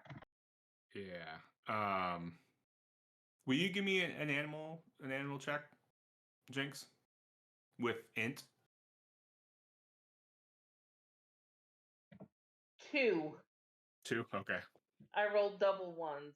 Nice. I don't think that's gonna like negatively affect it worse than it already is, but yeah. Yeah. And the rest of you kind of get caught up. You can catch up, and you guys can I think at this point you guys have figured out how to move your horses correctly. You just can't you're not going to be going on any chases or anything like that, but you guys can control your horses well enough.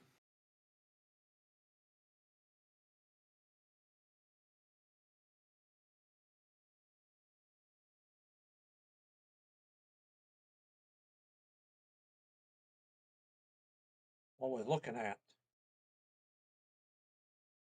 And she kind of gives you the rundown. A herd of normally, what should be a herd of 3 is a herd of 2, and she's kind of looking at the 2. You see they do look a little underfed and maybe slightly dehydrated, which sort of makes sense with the current conditions. But they both appear to be fairly distressed and upset, which sort of makes sense if one of their herd is missing. And so it's we need to locate Rudy.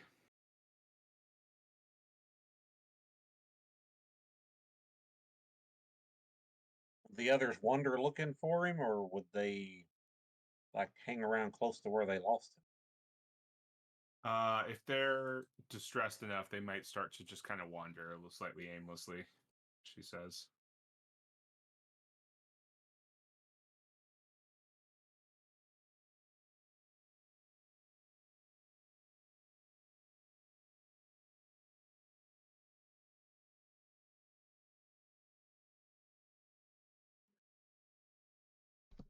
Well, I don't think any rain washed any tracks away. Mm-mm. Maybe we can find their tracks and follow them back to where there's 3 sets of tracks. Yeah, good idea. Let's kind of give them a little bit of a wider berth, just to not spook them.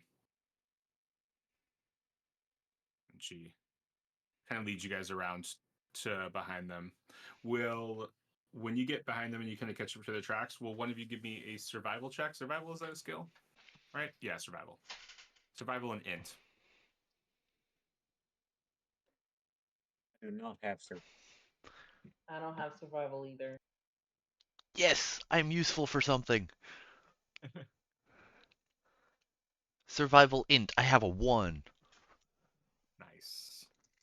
All right. 8 plus 1, 9. Nice. Yeah. You start following their tracks, and sure enough, you follow them for maybe 20 minutes, and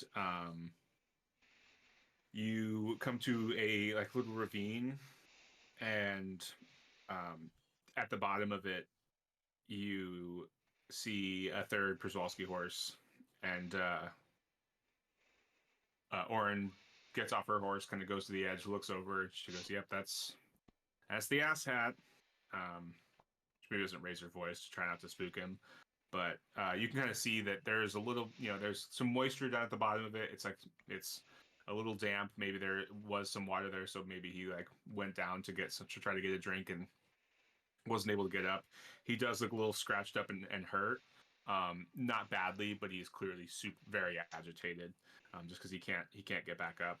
Um, and he keeps trying to run up like the steep walls to get up this ravine and just falling back down. And Oren's just like, we need to calm him down and try to get him out of there before he hurts himself anymore.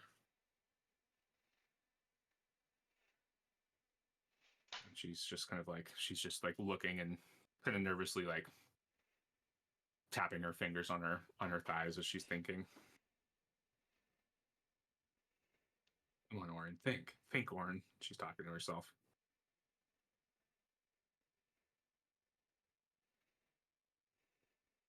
I don't know. Do any of you have any ideas? I'll look while she's thinking. Yeah. You said you think you went down there because he's thirsty? Yeah. Probably, right? Yeah, maybe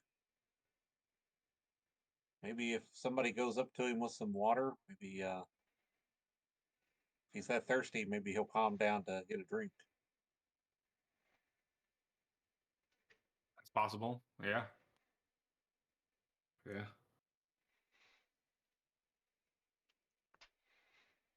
Yeah.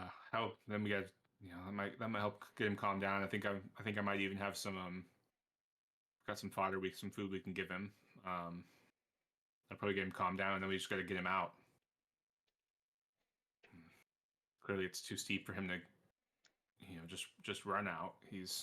She kind of points to the spots where you can see, so his hooves have tried to dig into the sand, but under his own power, he just hasn't been able to get up the steep cliff or the steep slope.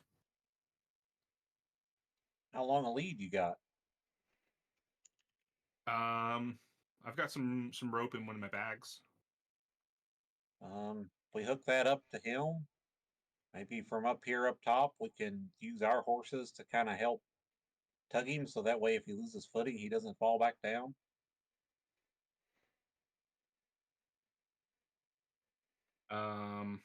Maybe. I mean, he's not. None of these Przewalski horses are broken. They don't. He's not really gonna like being.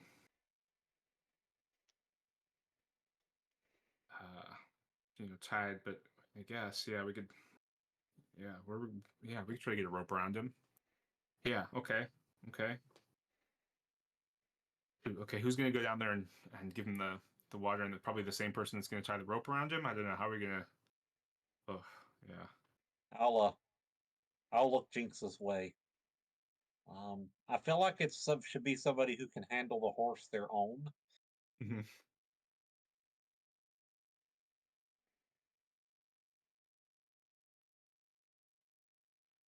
Are you talking about me? Yeah. Yeah, you're doing better with these things than the rest of us. Yeah, fine. I'll go down, try to get the ass hat.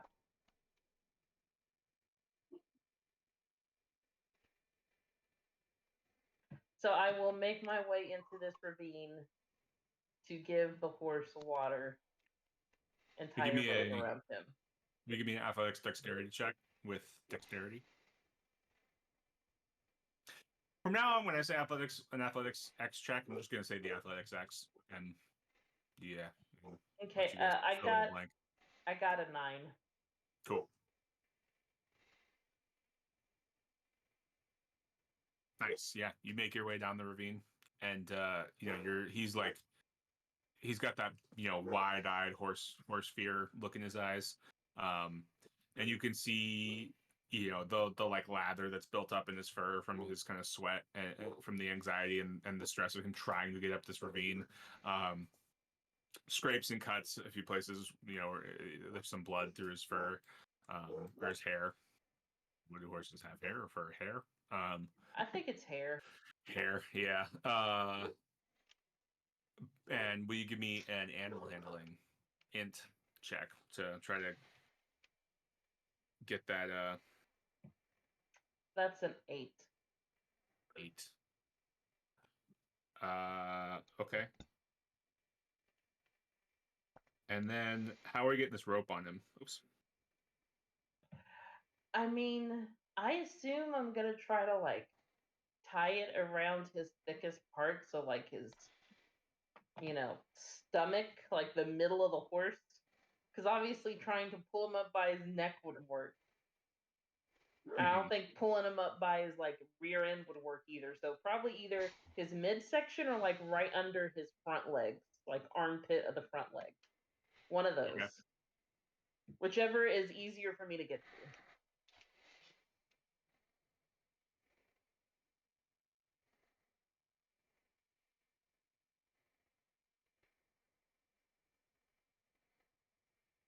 Okay. Probably another dexterity check. Because he's not letting you do it calmly.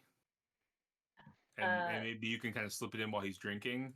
But with an 8, he's drinking because he's thirsty and he's desperate to get that water, but he's still like his ears are twitching, and every now and then he like jerks his head back and looks at you, goes in, drinks a little bit, and jerks his head at you. So he's still really agitated and super nervous. So and you're trying to like get one hand to do this, get this rope over and grab it while he's doing it, and at the same time not do it so snug that he's like, "What the fuck's happening?" Yeah. Just straight dex. Sorry, athletics dexterity. Oh man, I messed myself up earlier. Yeah. That's an 11. I do not Nice. know, like, the dagger d6s I have been rolling between 4 and 6 all night. It has been great. It's your herd dog ancestry right now. Yeah. I guess.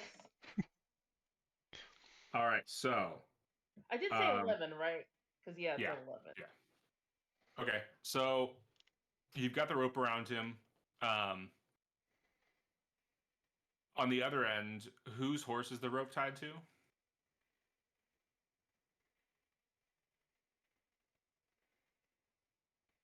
I guess mine. Okay. Well, do we want it tied to your horse, or do we have it tied to her horse and then you there as backup?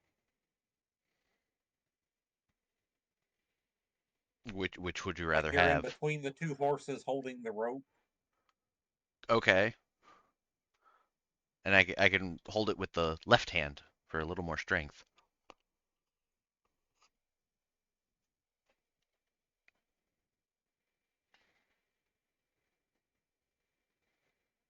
It's all right with everybody. I'll just stand at the edge of the cliff here and kind of call out Supervise. directions.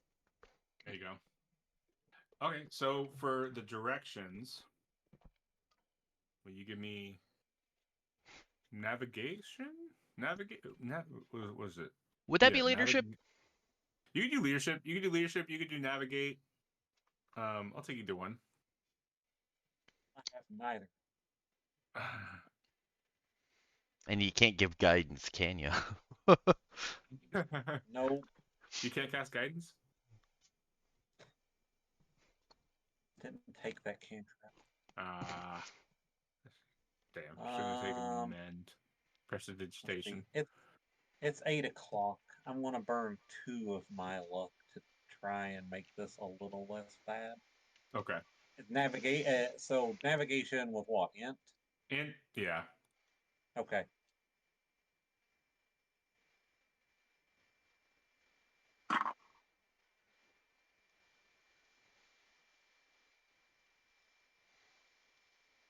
That gives me a 9.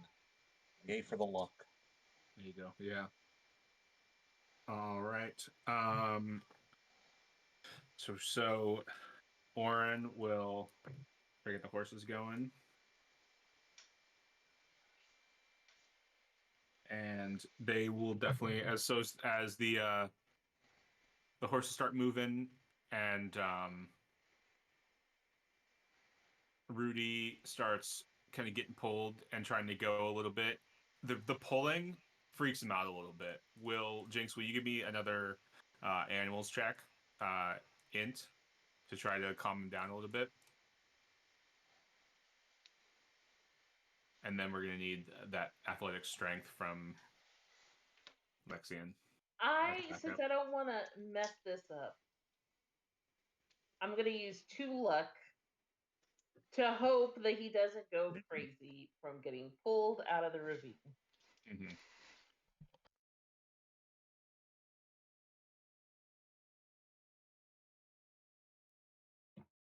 And you just said animals?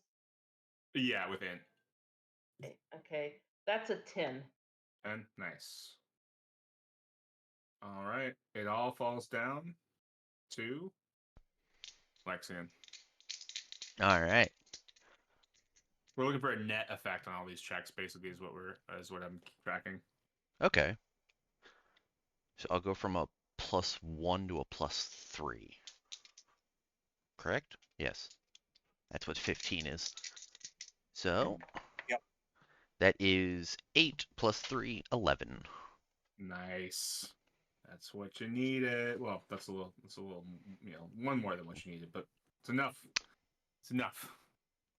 Yeah. So it's the horses are like, you can see his his little mohawky head, and his ears at the edge, and he's like struggling to get over the edge, and the horses are struggling, and Lexian like wraps his arm, around the cable, and pulls, and the horse Rudy gets up and over, and uh Oren quickly runs over, like yanks the knot on the rope and backs away as Rudy kind of bucks a little bit and takes off towards his herd. And she's she's breathing heavy. You guys are breathing heavy, and I don't know. We get a shot from the top of the ravine down, and we just see Jinx down there, like, well, what's going on? What does Jinx do? Now you said that Rudy is getting a little out of hand. Is that He's what you gone. said? He's taken off to he's going off to meet up with his herd. He's free. Oh, so he's free. Okay. Yeah. I'm gonna try to get back out Yeah, cool. the Yeah, same way I came in. you can climb back out slowly enough. Yeah, it's because he took a bunch of Okay. water, so you're not having to like carry that stuff out. Yeah, you get out. Excellent. Yeah. And Cool. I'm just gonna look to our friend who we went on the patrol with and Mhm. just say, he's really not that much of an asshat. Are you just bad at handling him, or is he like in a better mood today? Yeah, you gotta get to know him. Uh huh. How bad did he look while I was in there? By the way, like he didn't like injure a leg or anything. Is it just like superficial scrapes and bruises? Yeah, it looked like superficial scrapes and Okay. bruises. Yeah, and she goes, "Why don't we set up camp here, and I'm gonna go uh just calm the project and let them know to have someone go out and take a look at him just to be safe." Can do, boss. And she pulls the comm out of her pocket and calms the project.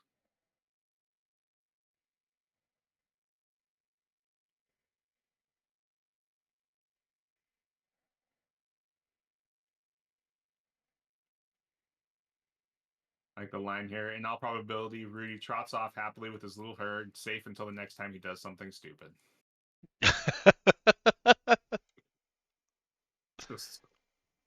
Yep. Yeah.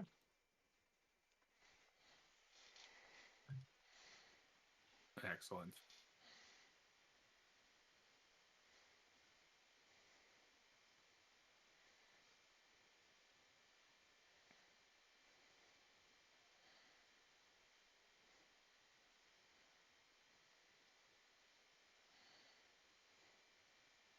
All right, so you guys make camp, and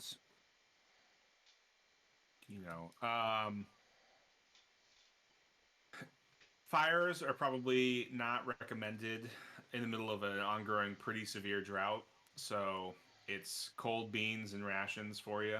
That's the name of the game. But you get to sleep under the stars, and it's pretty. It's pretty.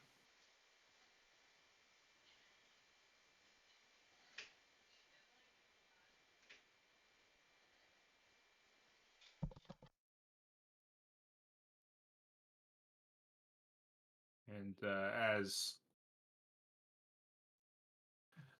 Oren's got her, head resting on her pack, looking up at the stars, cowboy hat resting on her chest, and feet up on a bag or something. She's So what are your home worlds like?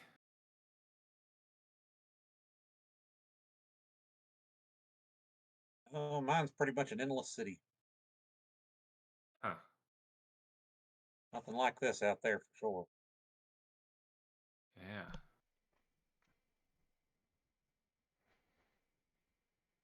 I grew up on a farming world. There was a lot of corn being grown. I know something about that. Farming, at least.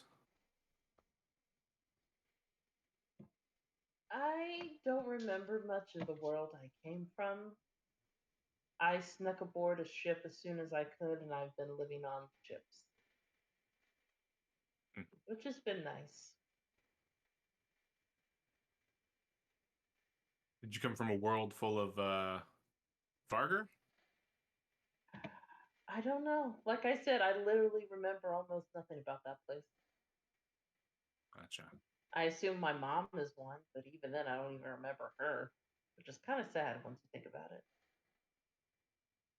Kind of nods. Yeah, I'm sorry.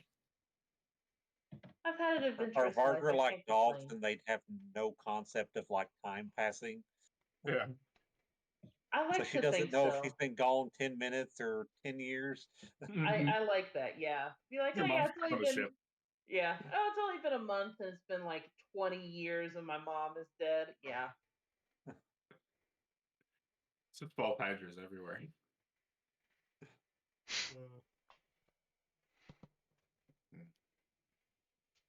How do you get around in Endless City? Um, I air raft most of the time. Hmm.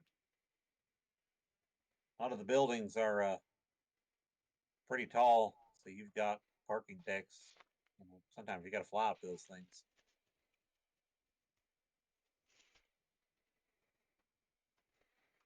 Interesting. She's just kind of shaking her head. Couldn't imagine. It was all right. It's just doing the doctor thing. After I retired, I kind of wanted to get out and see the universe. Definitely seeing the universe. Yeah. So how did you all meet then? Coming from such different places.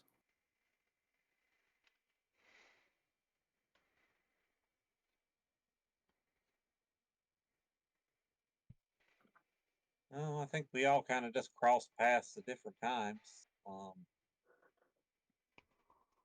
I kind of met up with Jinx when I was ready to leave Tobias and go see the world or the universe. And I knew her and knew she had a lot to do with ships. Thought she might be able to give me a ride somewhere. Kind of already had Lexian in tow when I got there.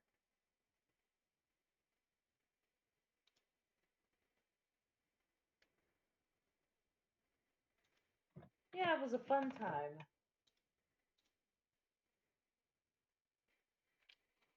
Was? She says questioningly.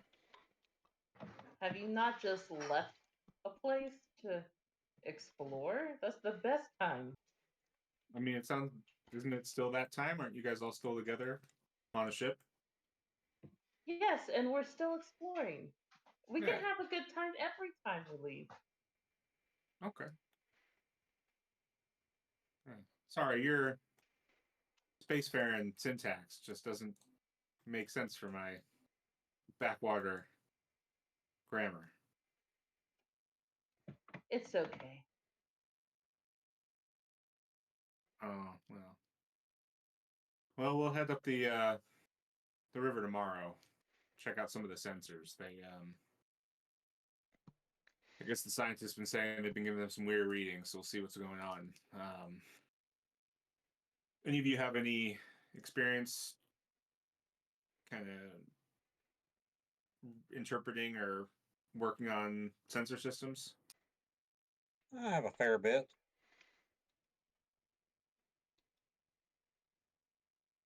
Okay, cool. Well, that'll be helpful.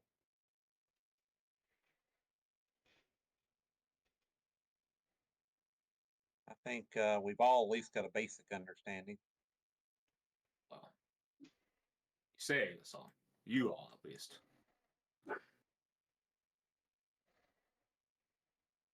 She puts her hat over her head, and in like 5 seconds, you immediately hear snoring.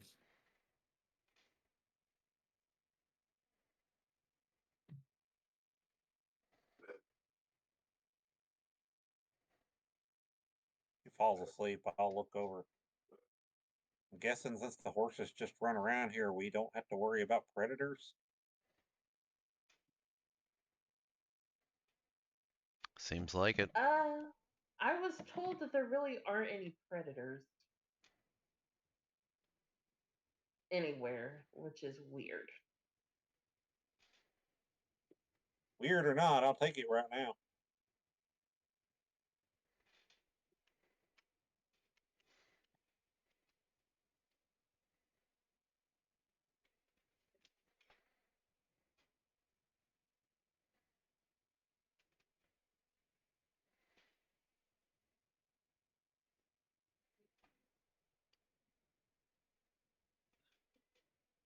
All right. Next morning, break camp and start heading kind of northwest. And Aye, aye. yeah. Um, as you guys follow the river before you even hit the Caney Gorge, this is the River Caney. Like you, even not being familiar with it, you can tell that the water level is insanely low from where it normally is. The water itself is just muddy and is basically trickling down this huge what should be a huge water like riverbed, but the what little water there is minimal, just constantly picking up dust as it goes, getting more and more muddy, various little like pools becoming choked with mud and going stagnant, and every, I don't know, maybe quarter mile or mile or so there is, or I guess this is the space future. Every kilometer, maybe 3/4 every kilometer or so, there's a sensor, and it just seems like they're getting so choked with sediment that they're just giving funky readouts, and some of them are just not even in contact with water. They've gotten like embedded in riverbed that's just been and stuck there as the water level's gotten lower. Um, will Gino, will you give me an electronic sensors check with intellect?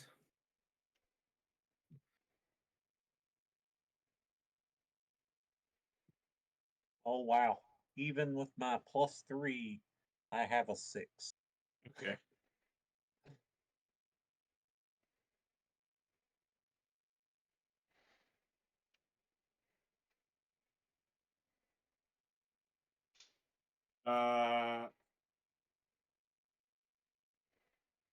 To you, it looks like the river is experiencing some sort of contamination.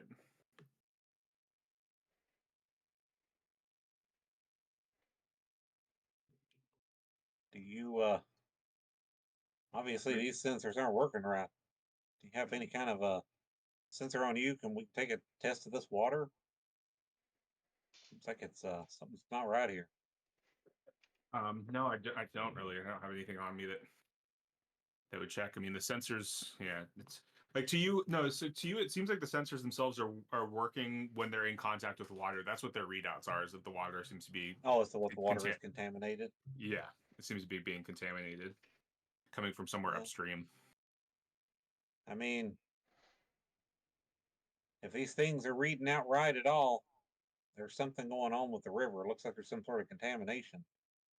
How far does this stream head up?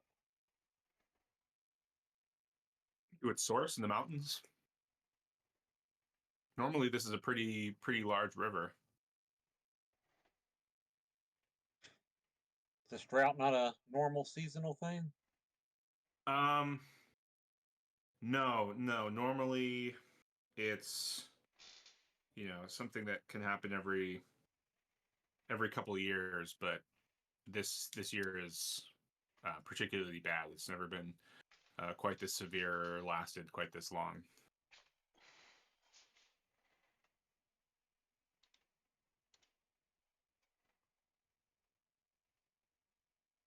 Guys ever looked into doing cloud seeding or anything like that?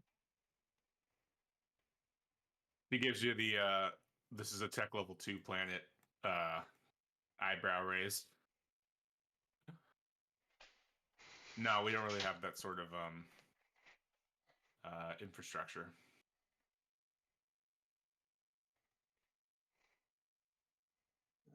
I mean, I don't know how deep the Artemis Project's pockets are, but I feel like that's could be a handy thing for a sanctuary like this. Yeah, I mean, like I said, usually it's never. It's just sort of, you know, Well, yeah. if this is one of the last remnants of water sources out here, this water's got contamination in it. Well, we might should go see if we can find the source. Yeah. I guess let's transmit this data back to the project and move on through the gorge. And she hooks her comm up to the sensor you just read out and starts transmitting the data.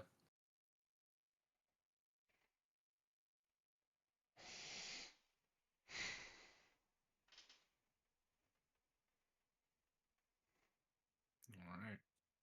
And yeah, you guys set out, head on further up or further northwest up the river, through what would probably have normally been a pretty impressive gorge.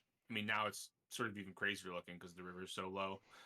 But you can see up above you, there's a track that had been worn down on like the sides of the gorge, probably where like people would normally have used as a path.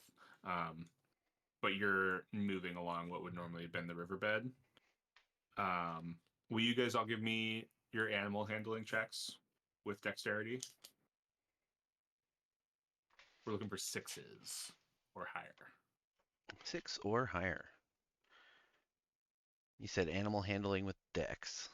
Mm-hmm. And if not, if you fail, give me that dex, athletics dex. Yeah, A I got 7. a 4.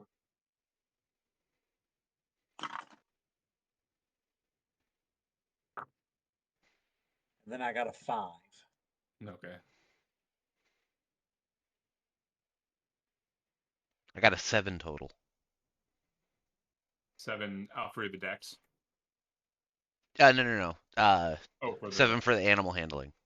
Okay, cool. You're good. So, yay. But a 5 for the dex for Gino.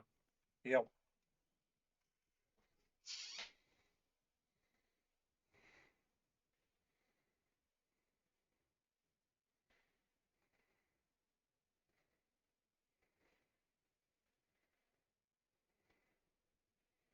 Will you give me one more athletics dexterity check? And you now just want to beat a 4. Well, this time I got an 11. Cool. Yeah, that was just to not take. So you fall. The first failed dexterity check was a fall. The second one was to reduce your damage. I rolled a 4 for your damage, so you just needed to roll a 4 more. So you come off as you're going through this riverbed. It's uneven. You're having to go over some a lot bumpier terrain, and you do come off. But luckily, you land in a patch of softer, muddier ground. You do end up getting pretty muddied, but you land and feel okay. Just a little embarrassed. But I'll wipe it off. Boy, I'm going to be putting this smart fabric to work today.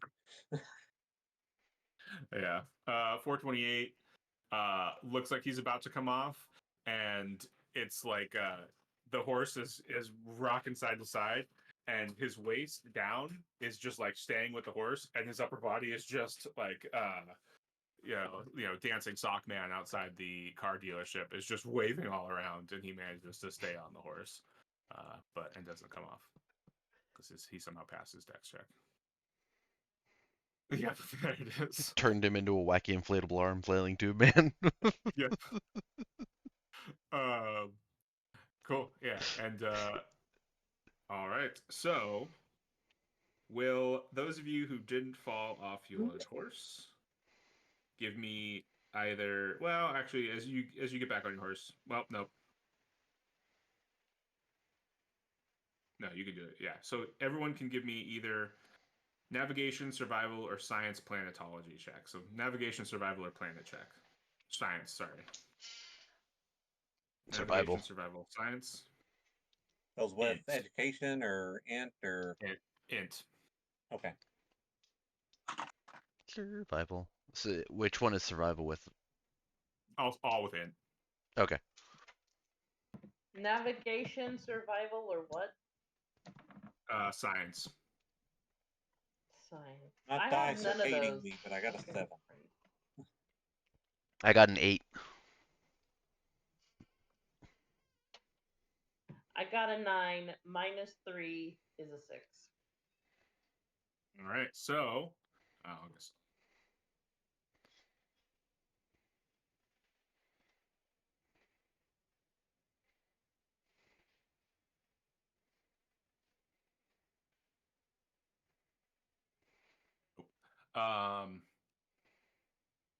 Lexian, as you're riding along through this gorge, because you did so good, you didn't get, you didn't get jostled off your horse. You're just looking around. You notice that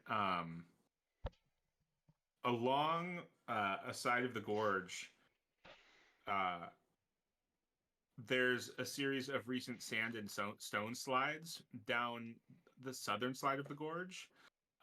And they're in positions that which would you would normally look like they would be stable. So it's unlikely to be just natural erosion.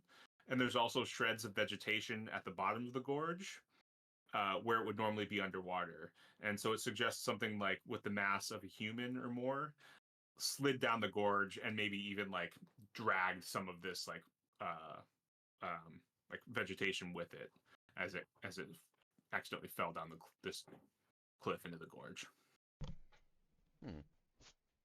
Okay.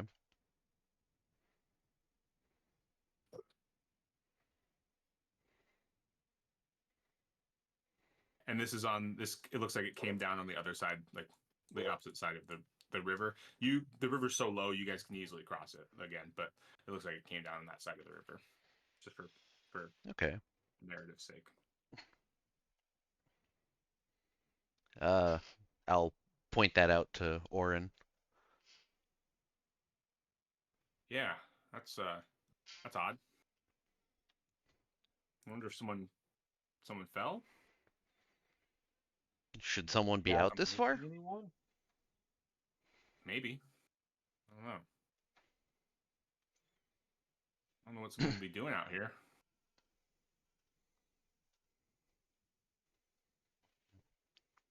I mean, we can go over and look, see if there's any tracks. Yeah, I guess no harm in it.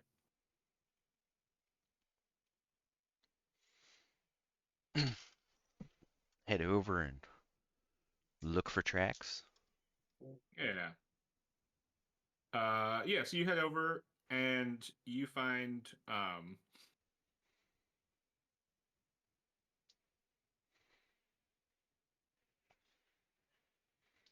doesn't actually give a size. You find a three-toed claw print that looks like it looks like it's probably maybe 3 feet long. And Orange just like kind of tilts her cowboy hat back, and she's kind of just like scratching her head, looking at it, kind of holding her chin. That's weird. Huh. Is it one of those turkey things? Is that the track for that? I mean, that'd be a honking big barracks. Yeah. Got anything around here that would make something like that? Not that I know of. Because the barracks, as you've seen, would make a claw print of like what, 4 to 5 inches. Hmm. Like how big's a turkey foot?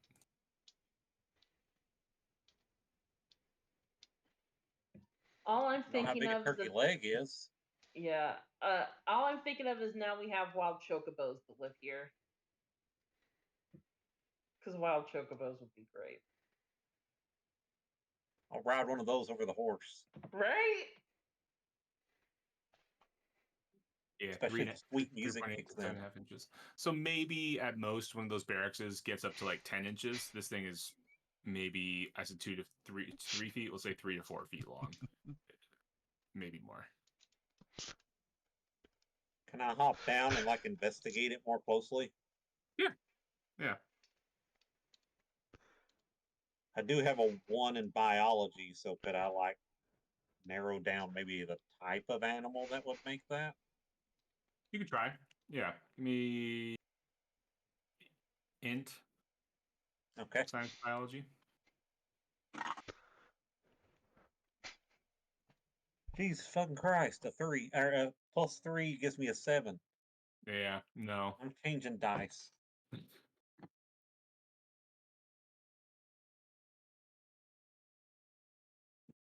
Jail. Directly to jail.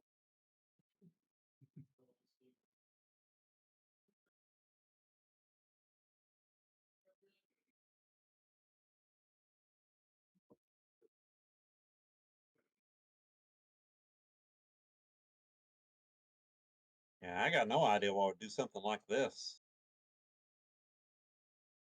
Neither do I. Yeah. Looking around, while I'm down there looking around, do I see any more? Like, where it would have like headed off in a direction or something? That'd be a survival check to kind of track its prints. Oh, well, let's go for it. I don't have survival. Why not?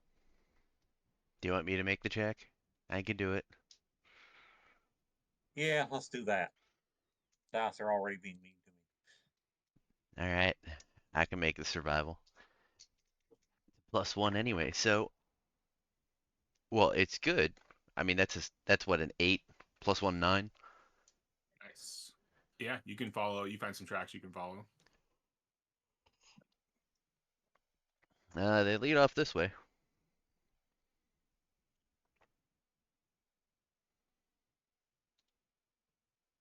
I guess I'll just start off in that direction. Okay. Yeah, you follow the tracks, kind of along the river, the river end. It leads to you find a dung pile which, I mean, I guess Jinx with her skill in animals, with her like at least base 0 in animals, and Orin would immediately recognize as not the dung of an herbivore or an herbivorous animal, like clearly the dung of a predator, and a large one at that. Since I have heightened senses, could I get, this might sound weird, but could I try to scent off that horribleness to try to track using my nose on where this thing might have gone? Jinx is gonna bloodhound it. Yeah. Yeah. Give me I guess a recon check. What do you get for that? Like, do you get a plus or do you just I get get a a plus boon? 1 DM, so I guess that means I roll an extra dice. I forget what No, DM that's means. just dice. Plus DM 1 is to the dice okay. modifier. Yeah.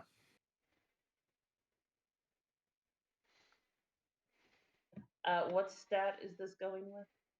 Int. Okay, that's a 6. No, there's yeah. Nah, it seems to be like a little too stale. The Mm. heat has just kind of dried all the scent out. And I'll just look to her and say, I thought you said there weren't any predators here. This is not an animal I'm familiar with, and I've lived here all my life.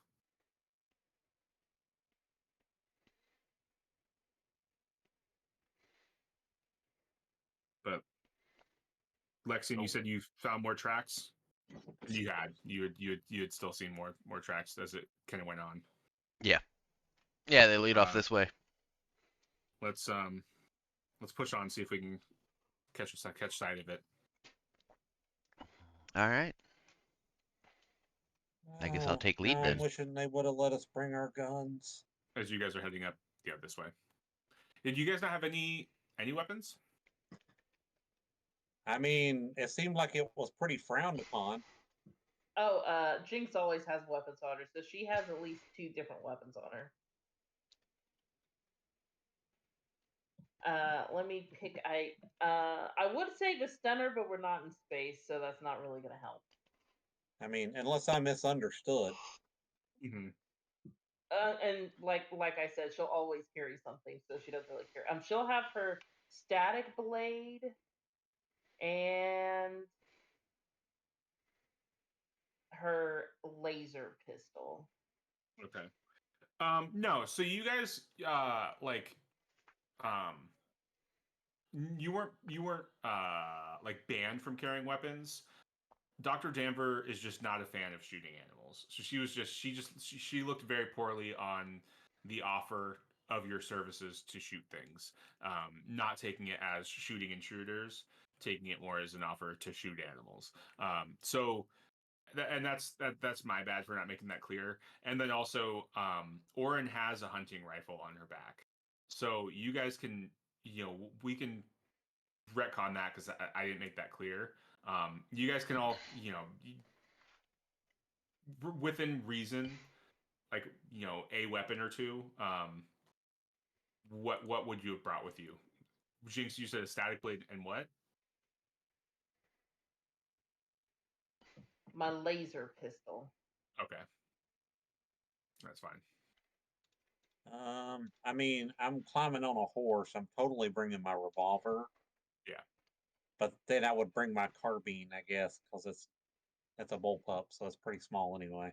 Wait, laser Yeah. pistol is also 0G, so can I just bring? No, You that's can use them. You can You use can them use on that. zero Yeah, G. that just means they Okay. don't bother you in space. Yeah. Oh, okay. But yeah, laser pistol. I'm gonna be fancy. Pew pew. How about Lexian? Would I be allowed to have the auto rifle slung on my back? Or would Yeah, that that's be fine. okay? Again, Because like, I don't think that what's the law level here? It's not super high. It's I think just. it was you couldn't like open carry like everything, Mm-hmm. if I remember that correctly. Which I might not be. You might not be, but you might be, but you might not be, but you 5? Is it the second to last one?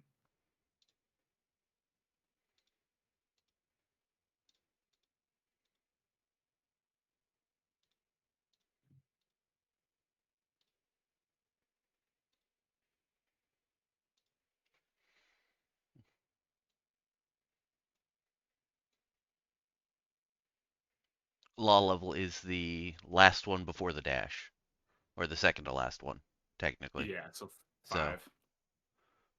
law level 5.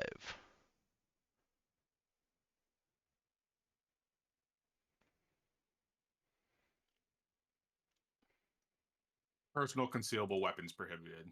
Um, what does the static blade look like? It's like is it like a knife? It's a sword. Like it's Yeah. pretty. I think it's like a. If I remember from the picture in the book, is almost. It's not as big as a two-handed sword, but it's like a one-handed sword that's a thick blade that has like static around it. Yeah. So I think all your Static. weapons are fine. I think the only one I can think of off the top of my head that wouldn't be cool is your claw. Is Jinx's claw. Which I didn't bring with me. Yeah. So the rifle should be fine. Like obviously these tree huggers, they may not look super fondly on you, but like I said, she's got a hunting rifle on her back. Um, it's a simple like gunpowder, not black powder, but just a simple like slug thrower. But especially because they shoot and eat barracks like the locals do. So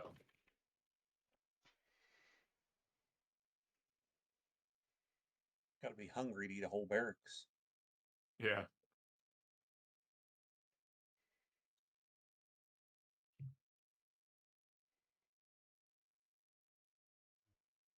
Right? I mean, at some point when Lexian looked at Gino with the revolver, he just would have started singing Big Iron and ask if he's going to Alfreda.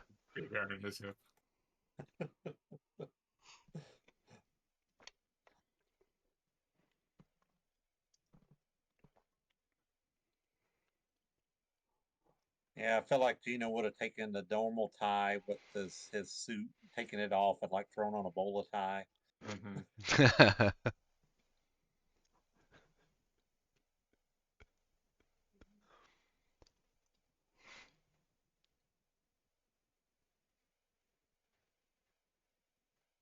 All right.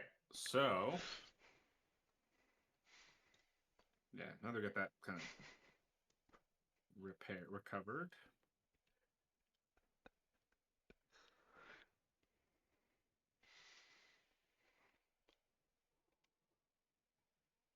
So you guys are heading northwest, following the tracks. It does cross over to the eastern side of the river, to the side that you guys run originally.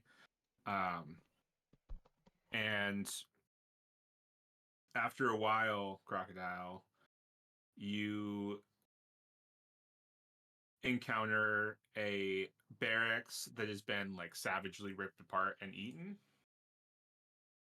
clearly by a predator. Like, yeah. And then before long after that, like maybe a few minutes after that, you find another one that has been the same thing. Um, there's like little left of these, dumb little birds, and Orin is just kind of like just staring at them. She now has her rifle like in her hands, and is just kind of kicking the corpse a little bit. Like, you're not kicking it, but nudging it with her toe and her boot, and just like what in the what in the world?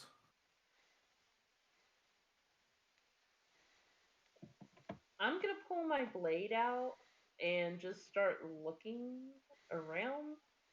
Does this look like anything I've seen before? A dead space turkey? Well, no, I mean like you said it was like ripped open. Like, can I look at the slashes? Like, does it look like does it look like anything that I have seen? Like the attack, the way it was attacked. There's so little left of it. Like, there's so much carnage in terms of how much has been eaten away that you can't even really make out individual slash marks or like bite marks. It's just been It's just goop. eviscerated. Yeah, like I mean, there's Okay. bone and there's like bone and still some like meat and viscera left, but it's been so torn up that yeah, there's not really yeah.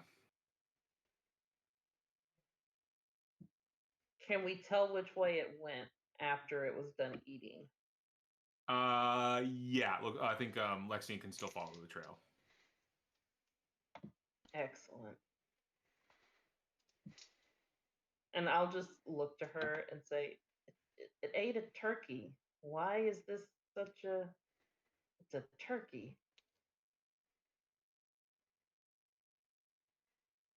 Animals got to eat. Yeah, that's just turkey. What's a turkey? She looks at you. Do you know what? Okay, one day I'm gonna sit down with a book and show you more animals, okay? Did you know what a barracks is before you came here? Everybody knows what... Yeah, barracks. Place where people stay. Barracks. The Oh, she looks man. at the other two. Oh, and, man. cocks her head and turns and goes and gets back on her horse. Looks at the three of you again, shakes her head, and keeps riding. Is she okay? I say, like, once she's out of earshot, like, how does she... I am so confused by her. Jinx. Yes? The turkey things are called barracks. She's never been off the planet. She doesn't know what a turkey is. I hate this place. I hate this place. In her mind, she is creating a whole interpretation of what wolf people are like. She is this is how this is how it starts. They're really nice, but man, they are judgmental. Orin wants to capture yeah, cool. Let's do this. Let's go fucking find this thing. She would like to capture this thing. Do I need to make another survival check? Yes, please. Another set of boxcars. What is going on? Nice. 13 total. Jinx, will you give me another one of those recon checks with your scent?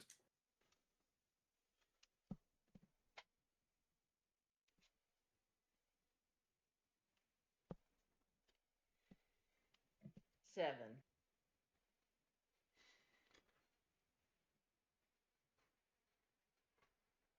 All right.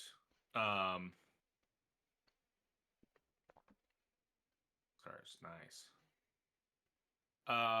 Lexian, you follow the trail into a like patch of kind of tall grass. Mm-hmm. And you're kind of standing at the edge of the grass. And you can see a little bit of rustling in said grass.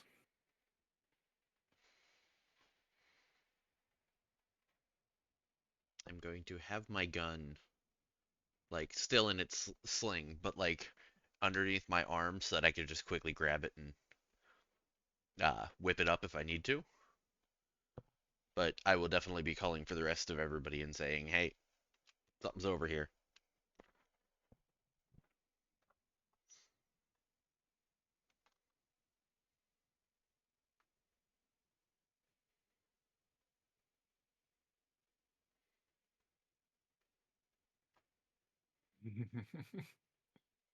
Yeah. 40 minutes was an hour ago. Yeah. 40 minutes was, yeah. It's No, going on 2 hours ago. technically. Yeah, 2 hours ago. Because it Yeah. would have been Oh 6:40. yeah. Yeah. I forget. He's talking about false Hydra. 428's the false Hydra. I forget that he's just sitting on his horse in the background. This is all happening. Well, He's I still. mean, if you're yeah, if you're taking the gift to example, then yes. Yeah.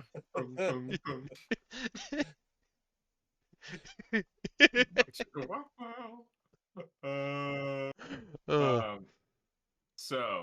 um, yeah, so you call your friends over. As you do that, you turn and you see this black fur mass just shoot out of the grass at you, as a large semi-bipedal creature launches itself at you. And we're going to go into initiative, right? yeah, it also does not hit on its attempt to attack you. It looks like this. Ooh, chupacabra. Chupacabra. Oh.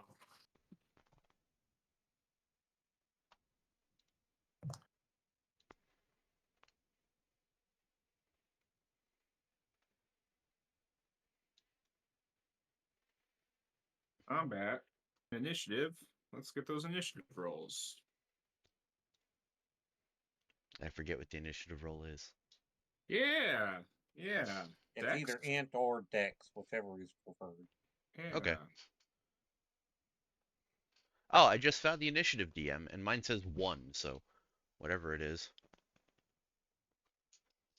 I I got a got an 6. 11. I got a 10.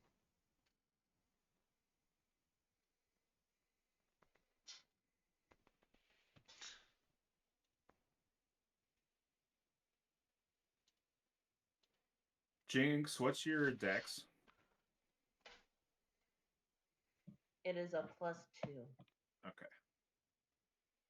And what's the chupacabra?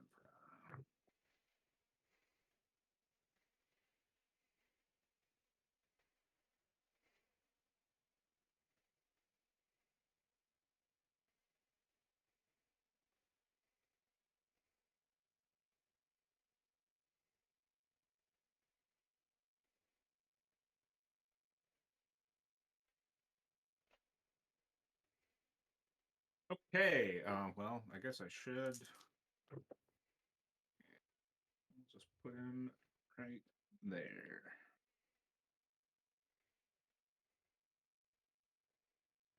Cool. Yeah.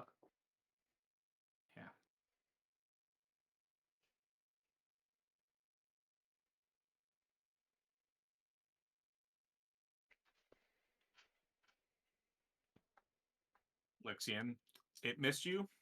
It rolls, and you hear it growl, and it launches itself at you again as we start combat because it rolled box cards on its initiative, so it's going at you again. Oh. Hmm. Yes. Would you like to die? I would not like to die, Okay. please. Cool. No, fair, fair. Valid, valid. All right, then it misses. Hey, look at that. Isn't that easy? Crazy combat. Crazy combat mechanic. I just ask if you want to get hit, and you just say no. I'm powerless to stop I you. mean, hey, look at that. Look at that. I just had this space combat. I was just going to see if there's a what I was going to double check the dodging and stuff. If you wanted to dodge or do any of those reactions. Well, okay, he's attacking me with melee, right? Correct. What if I try and restrain him I don't think you can restrain on as a a reaction. reaction? Yeah. Gonna wrestle the chupacabra. I was gonna say, is my turn next? Or is it No, Gino's? Gino's next. You can parry as a reaction, which inflicts your Which melee inflicts. skill as a negative dice modifier to their attack roll. Yeah, but their attack missed, so I wouldn't need to do that anyway. No, they're gonna have a new attack. They're gonna get a new attack. I haven't rolled it yet. Oh. Yeah. Well then, yes, I would like to do that.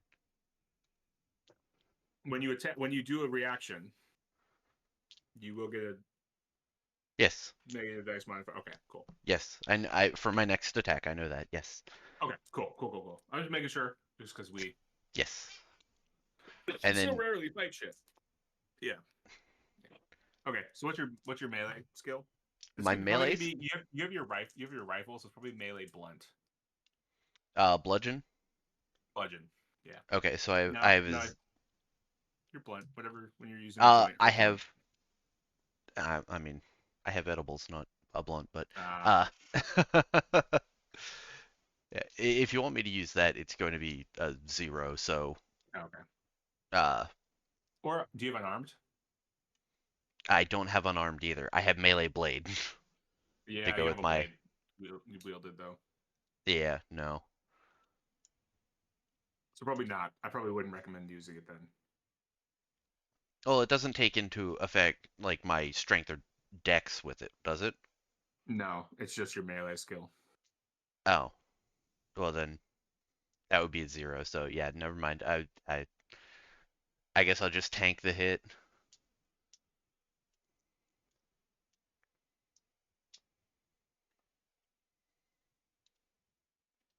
You can dodge at melee attacks. That's the other thing.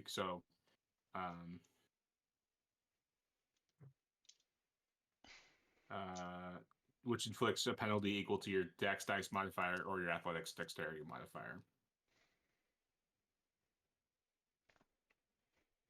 Well, my dex is a 0, or my athletics dex is a 0. Dex is a 1. So hmm. Yeah, I'll do the dex one. Okay, -1. Yep. Cancels out. It's +1, and I rolled a 6. Woohoo. Melee attacks, right, are just an 8 up. If I remember correctly, yes. Yep. I don't know why it wouldn't be. Yeah, cool. Okay, yeah, it tries to bite you again, and you dodge. You just duck under it, and it lands in the tall grass, but it's like up on its hind legs, and I don't have an actual. I don't know why it never gave me. It doesn't give me an actual like height in meters or feet for this thing. It just describes it as large. So we're gonna say it's like 2.5, maybe 3 meters tall. This thing is big. It's like 2.5 meters. Aha. What's that like? 2.5 is like 8 feet. Is that 8 feet ish? Yeah. So this thing's like 8 feet tall. Yeah, Shaq with an extra head on top of him, maybe a little more, and yeah, and big old fangs and a mohawk all the way down his whole body. You know, She said she wanted to capture it, so I guess I'm going to aim at its back, at its one of its back legs. I get like a negative rep that for calling a shot like that. Is that correct? mm-hmm.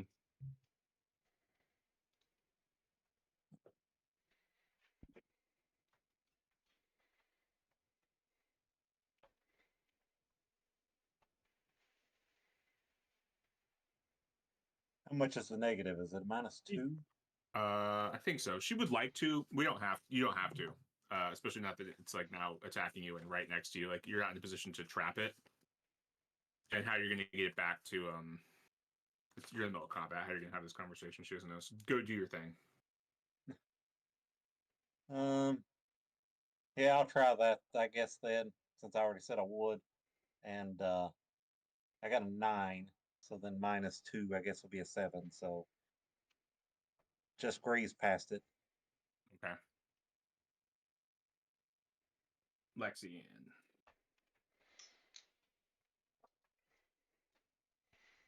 Hmm.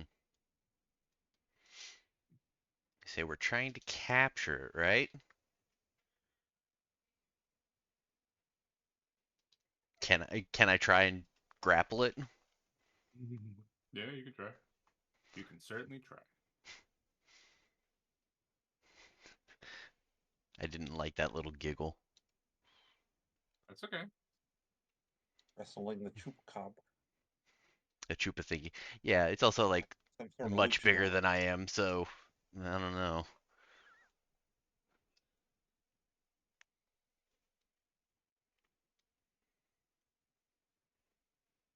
Nacho Libre. Yeah, here it is in the Traveler Companion. -2. Are you going to grapple it? You going to try to grapple it?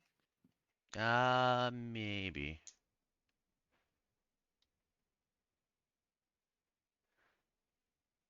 Give me 1 second.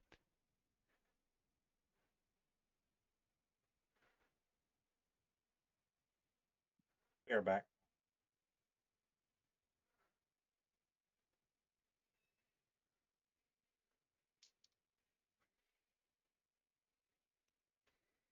Hmm.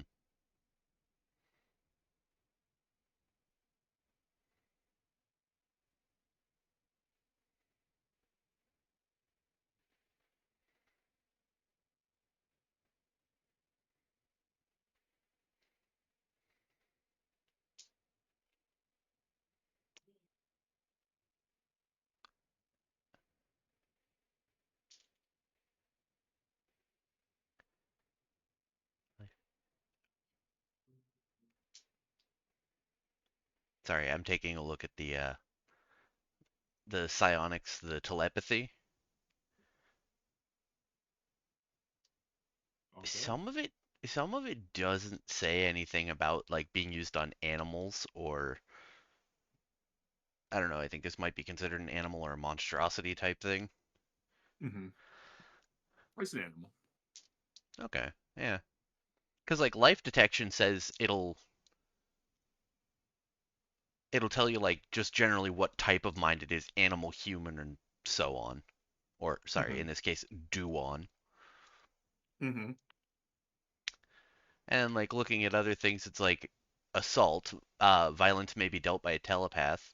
Against an unshielded mind, it's automatic unconsciousness or possible death. So it's like, would that thing have a shielded mind or not? Um, y- yeah. Or I think that like I would. Yeah. Yeah. don't worry, Yeah. it's a 14 plus. It's a 14 up check, so I would Yeah. have Yeah. to Yeah. use Yeah. all of my luck to even get a chance to do it.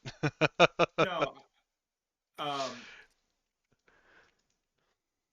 I think you would know from your tutor that there are psionically sensitive animals. Not every animal is psionically like some animals may because there's like a specific animal that I think Zodani and like to keep as pets because they can kind of they can't communicate with them because they don't have that level of intelligence, but they can kind of like they can kind of share emotions with them and like Hmm. it's like a dog but psionically. So maybe it's psionically shielded, maybe it's not. You don't know what type of animal it is, so Yeah. that's yeah.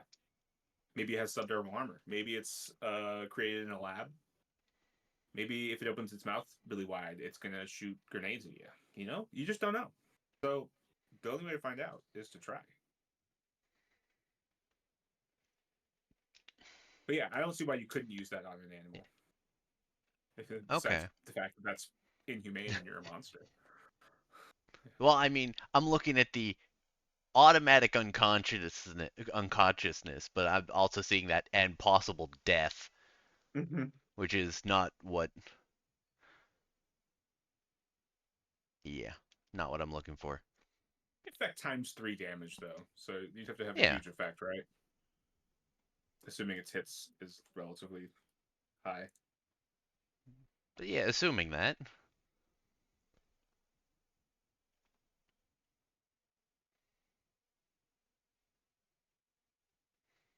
Hmm.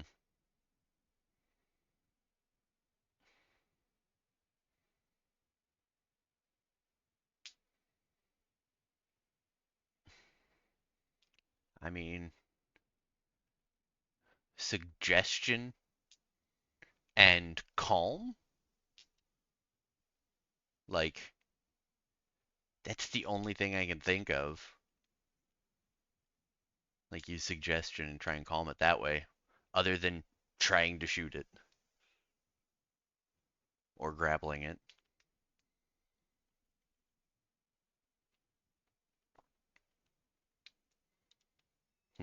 Suggestion would be the one I think would be harder to do on an animal. That's still 12 up, but maybe. Yeah.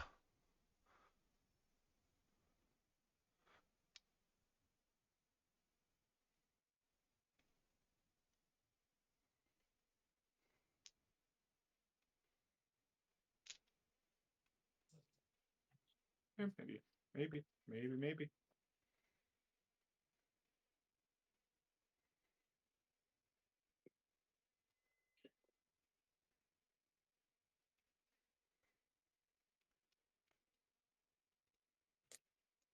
James is just going to come in with her sword and chop its head off, though. So.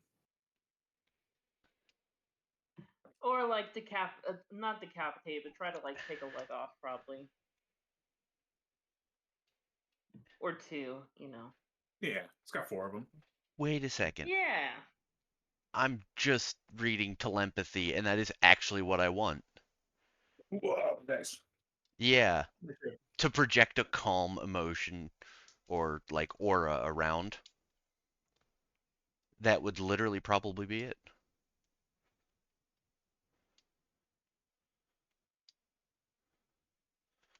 It's a 6 up too.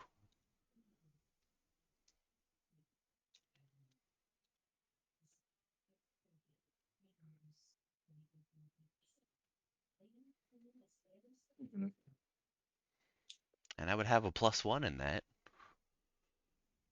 I mean, hey, why not? I'll try it.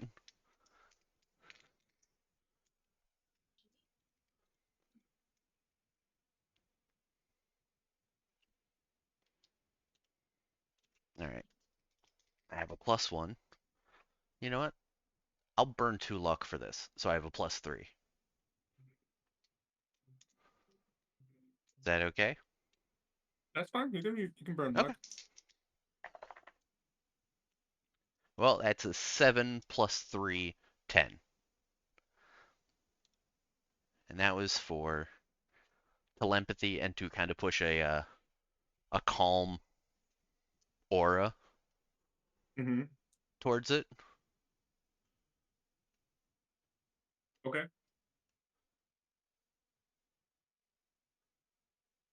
Right. The effect of the telepathy check is used to judge the strength of the emotion projected.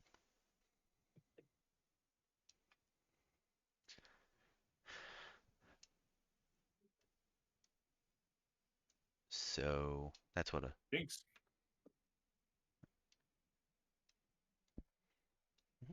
How far away is this thing from me? Maybe 5, 6 meters. So like really close. Yeah, you're all pretty close. Yeah, I'm gonna blade it. Okay. I'm gonna swing my blade and try to hit it.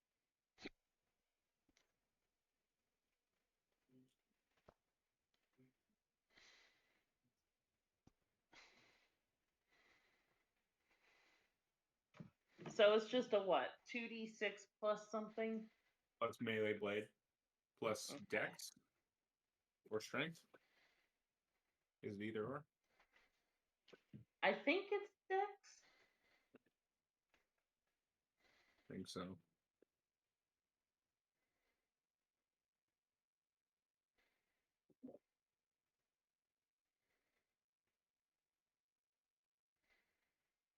That is an 8. All right, roll that damage.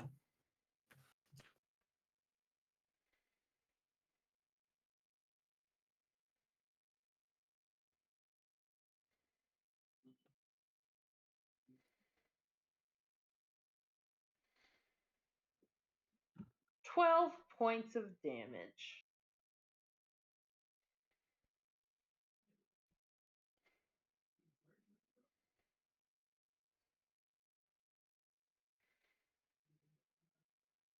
Well, points of damage. Yep.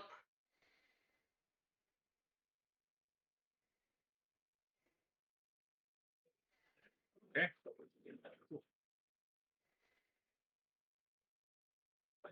Alrighty then. Orin is going to. She's going to level her rifle and take a shot. Nope, she'll miss. 428 will. He doesn't have his revolver yet. He has not had a chance to buy it, so he'll just sit on his horse and wiggle. It was somewhat calm, and then it was slashed by a sword. And it is going to turn and attack Jinx. 9. Jinx, did you want to? Well, I just said it, but did you want to dodge? Sure. Okay. It's still going to hit. I said it out loud. But How wait, do no. you know? What's your dex? What's your dex dice modifier? +2. Okay, it won't hit. Wait. Ha. Yeah, it won't hit anymore. Okay, that's fine. In your face, dice. Yeah. Well. Yeah. That's on me. Gino. Oh, I forgot last time, but I can, since I'm not using movement, I can use that to do one aim, correct? And yeah. Okay. We're going to take aim. We're going to. Yeah, we're going to still try and disable it. We'll call another shot.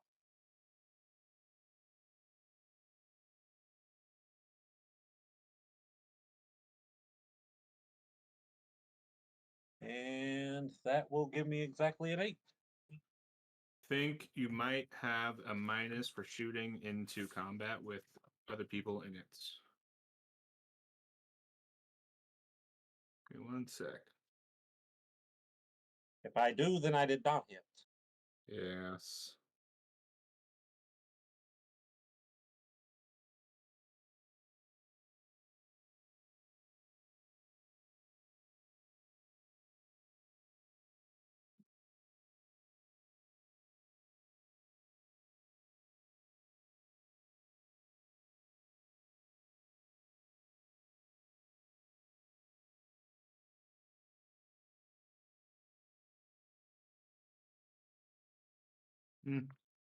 Doesn't say. It's not that I can find immediately. So, yeah. Let's see that damage. What does this weapon do again? Is 5D.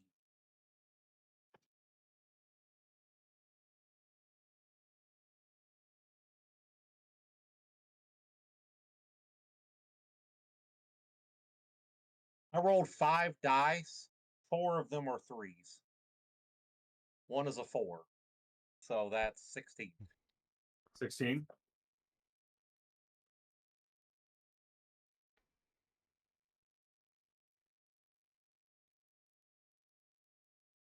Right to the leg. Right to the leg. Yep. To one of the hind legs. Which leg were you shooting at? Yep, one of the hind legs. Like aiming like at its thigh.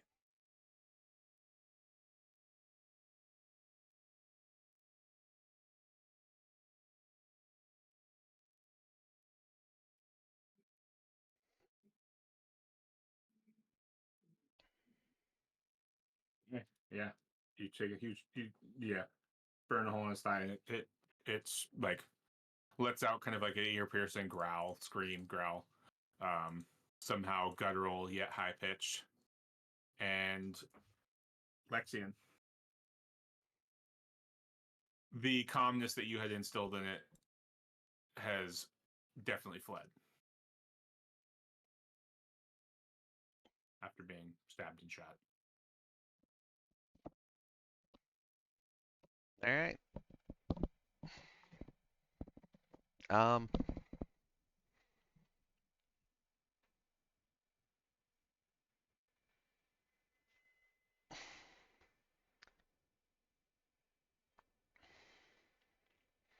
I guess I don't know. I can also take like shoot at one of his legs, right? One of its hind legs. Yeah. Yeah, I think you have to kind of step back because you're sort of in its. Well, yeah, because you're sort of like in. I mean, otherwise I could pull out my sword and start stabbing it. Yeah, you can do either. But you kind of Okay. just step back because yeah, it's engaged with Jinx right now, but it's still sort of like all close quarters with you. Well, then I guess I'll actually use my blade for once and use my melee skill.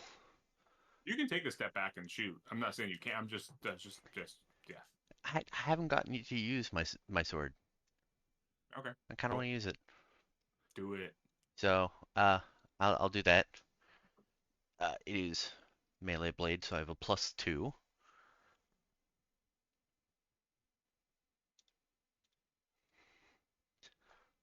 +2, and then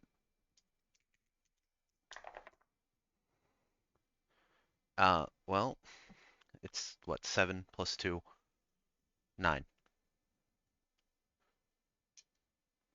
Are you specifically attacking its leg? No. Since I pulled out my sword, I'm just gonna slash at it. All right, 9 hits. Yeah. All right, and then 2d + 2. 5 + 2. 7.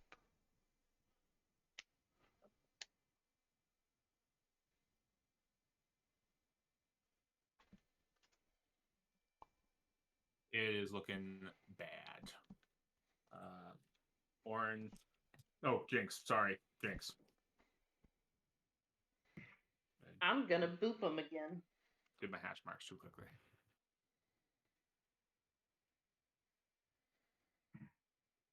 And this is an 11, 12, 13, 14 to hit. Yeah, that'll hit.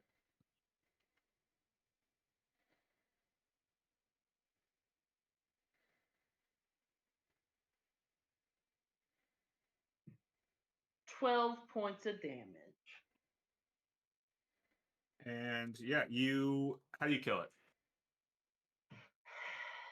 I see what's going on, and I would like to stab it through the heart and then decapitate it Okay. to make sure it's dead. You do so. Drive your, as it gets shot in the leg, reacts, kind of stumbles back. Lexian slashes at it, and it kind of rears back and further lets out that scream or that growl and yell, and you take the moment to drive your sword through its chest where you think its heart may be. And just to be sure, because you're not sure if you actually got where its heart is, because it's an alien creature, you never know. You do a little spin turn and lop its big old thick neck head off. A football player neck. And yeah, we'll drop out of initiative.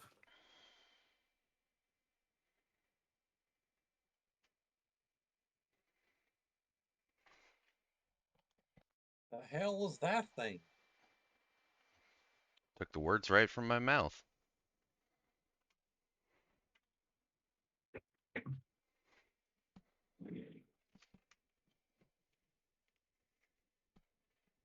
You hear a beep as Orin flicks on the camera on her hat. The first time you've seen her use it, and she walks up and starts circling the animal and the head, taking video with her hat,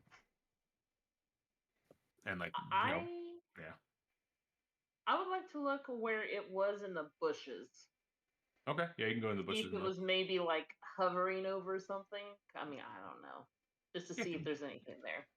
Give me a recon check. Chupacabra babies.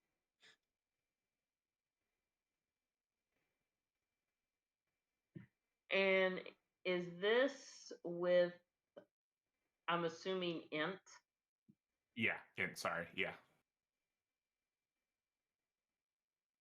That's a 5. Nah, it doesn't look like you don't find anything. As Got Gino says, chupacabra babies, Orin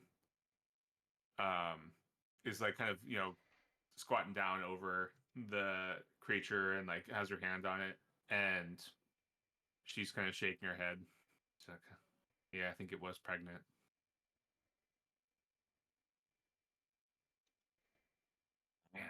She kind of shakes her head. And we don't know this thing. We don't know how far along it was. Can we try and see if we can Save babies? I I don't really have those skills. I mean, I can cut a stomach open without damaging anything inside as far as that I goes. can help. I do have some medicine skill I could help. And I'm good with animals. Well, decent with animals. Even if we could, I mean, we're a couple days ride from our the veterinary center, and they don't have any air rafts to get to us. I don't think we'd be able to care for it in the time being. That's I a think, shame. yeah. I'll I'll mark the location and see if we can get one of the trucks out here to take it back and have one of the scientists look at it, see what this thing is. I've never seen this. This is not native to these parts, at least. So, how would a non-native predator make it onto the sanctuary? She kind of stands and looks back at the river, and she's thinking. Let me roll my dice as she's thinking, and you can hear dice clucking around in her head as she's thinking.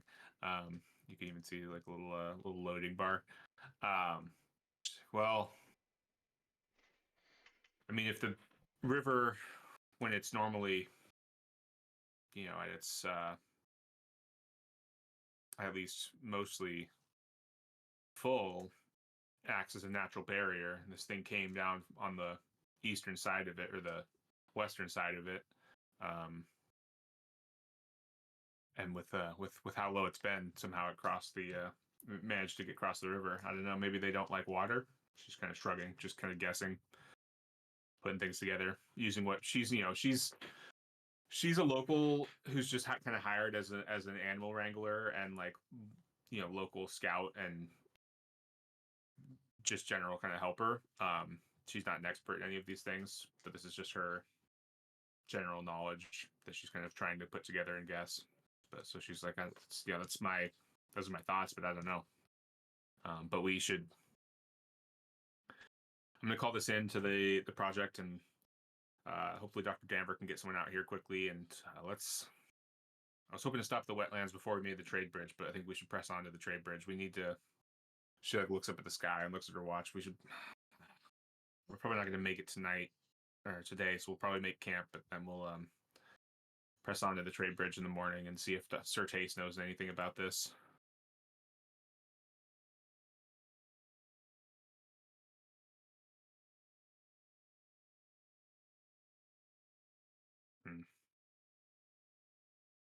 She clicks the camera off.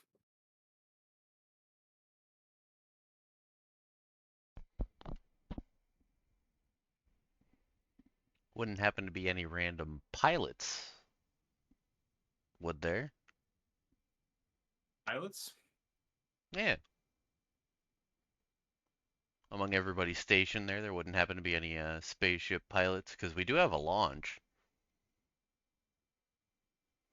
Oh, at the Artemis project? Yeah. I was like, where? Where are these I pilots? mean, just an idea, because then we could have Yeah. we could have somebody come out with a launch and maybe a I don't know what a cargo uh loader be able to fit in the launch. Mm, theoretically, it could fit in the tonnage, but I don't know if it would fit through like the doors and stuff, the launch doors. Probably. Okay. I guess. Yeah, I don't know. I think it'd be weird. It'd be a I'm tight sure fit. we could manhandle it onto the launch as far as that Yeah, goes. you Yeah. could drag the yeah.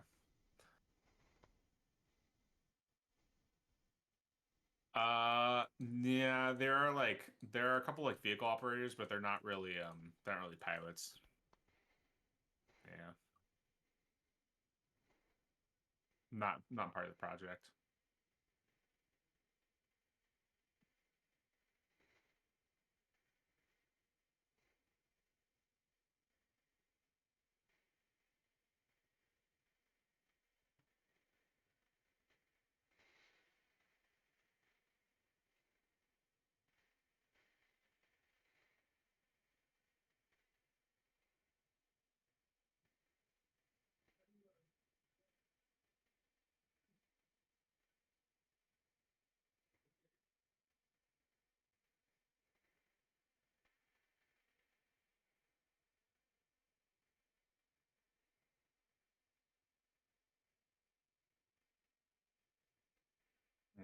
So you guys gonna make camp?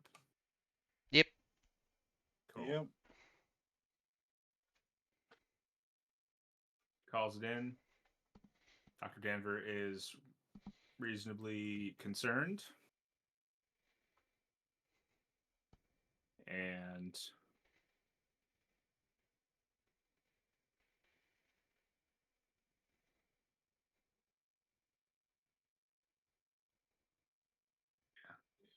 all right.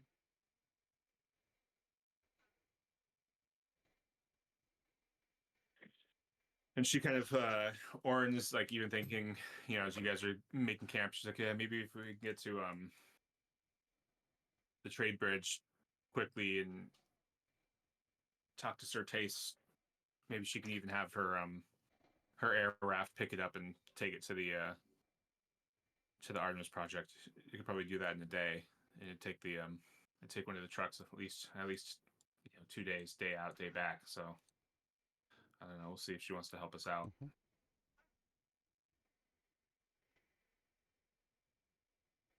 But we'll see.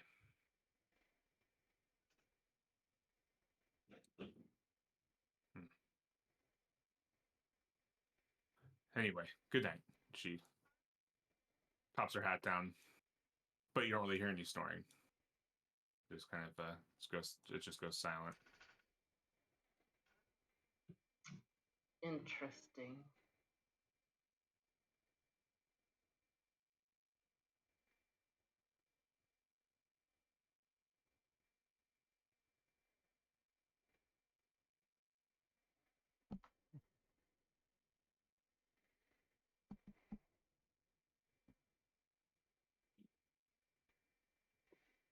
Okay. Next morning, are you guys doing anything that night? Talking to anything?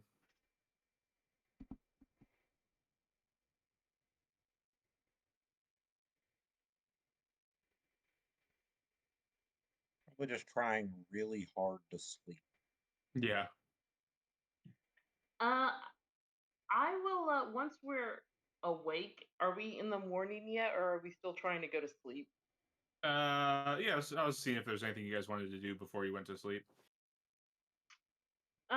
Okay. Before we go to sleep, Jinx will say, "Do you want to set up like guards, like a lookout, since there's a predator now?"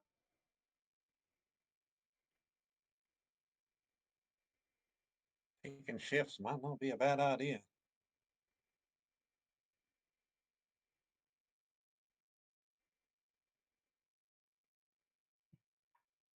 I mean, I know she said there's never been predators here, but there obviously is one now. So I think I highly recommend we take shifts.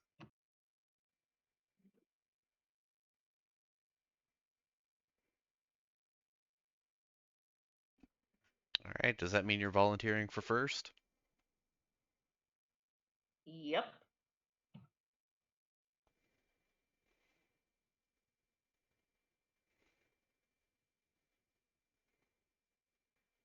I'm good to take whenever. I guess I'll finish off the night. Oren chimes in. I can take the last watch and get the horses ready.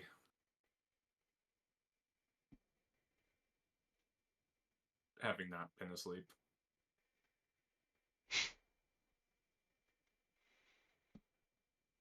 Why don't we get some recon int checks?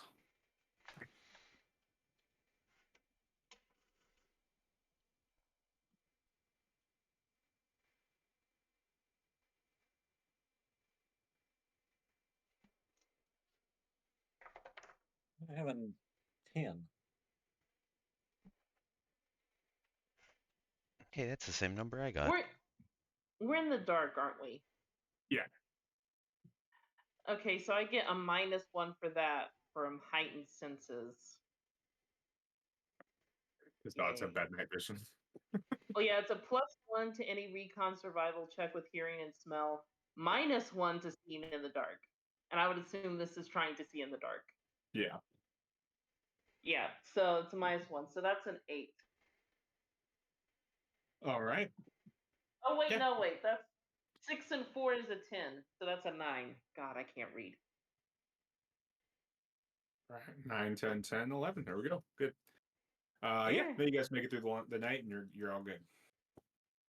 One sec.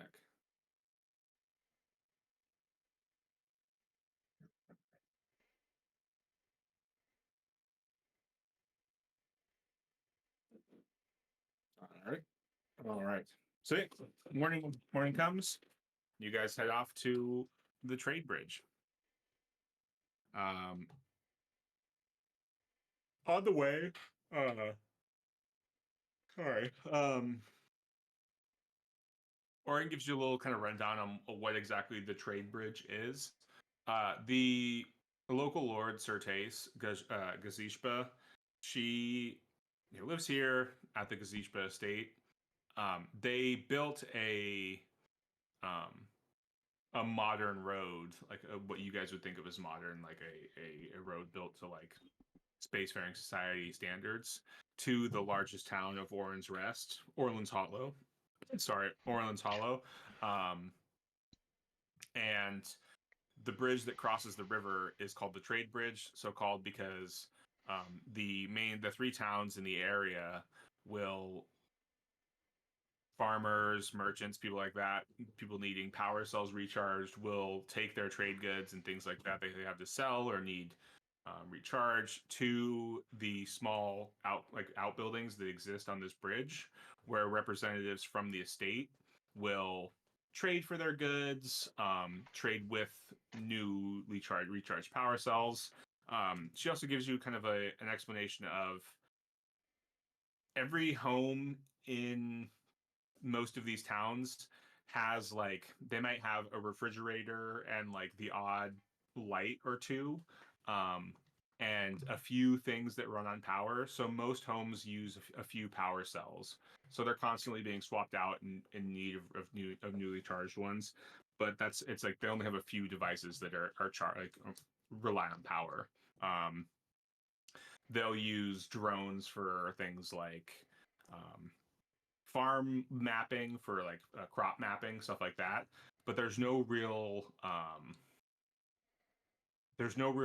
every piece of technology that's used by the locals of Pyramus is must have a specific utility. There's just no real purpose for something without purpose. There's no real use for something without purpose. But all the trade happens typically at the trade bridge. Most locals never really go to the estate. The locals that do go to the estate typically work there. It's sort of the cushiest gig because you get to sleep in off-world tech level conditions, and eat food that comes from off-world, things like that. But the trade bridge is sort of the bazaar on the planet. It's where most of the traders from these various villages will go.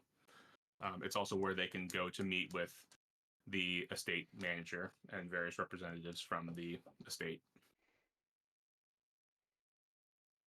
Any questions or anything about like kind of local, not politics, but life for Oren?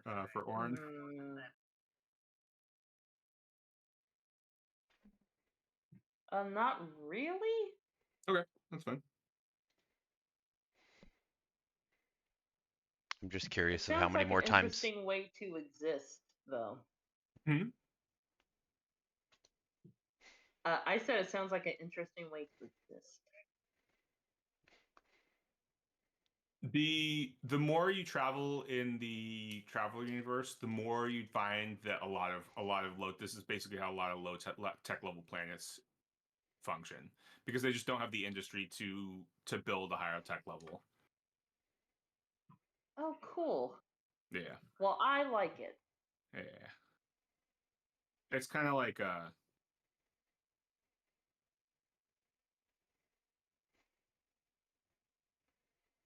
Alex, were you saying something? Oh, yeah. I was just wondering how many more times we could make you say estate in the next half an hour. Yeah. I'm sure we could do it maybe 6 more times. Sorry, say what word? Estate? The Yeah, it's estates. something like that. Yeah. It was like All every right. other word you said was estate. Yeah. Yeah. Let's try to avoid saying the house. Oh, residence. I could say residence. I'll start saying residence. I like estate better. Stay with estate, please. Anyway, you head up to the trade bridge. It takes most of the day. You get there, probably around supper time. There are, you can see some locals with their horse-drawn carriages. They've made camp on the eastern side of the trade bridge. Probably gonna head back to their local towns in the morning. And Oren crosses the bridge on her horse and is going up to the main building that's there, and is walking in, and is just immediately like, I need to speak to Certace immediately. And let's see, Sir Taste? Is that what you said? Certace, Tayce, Tace.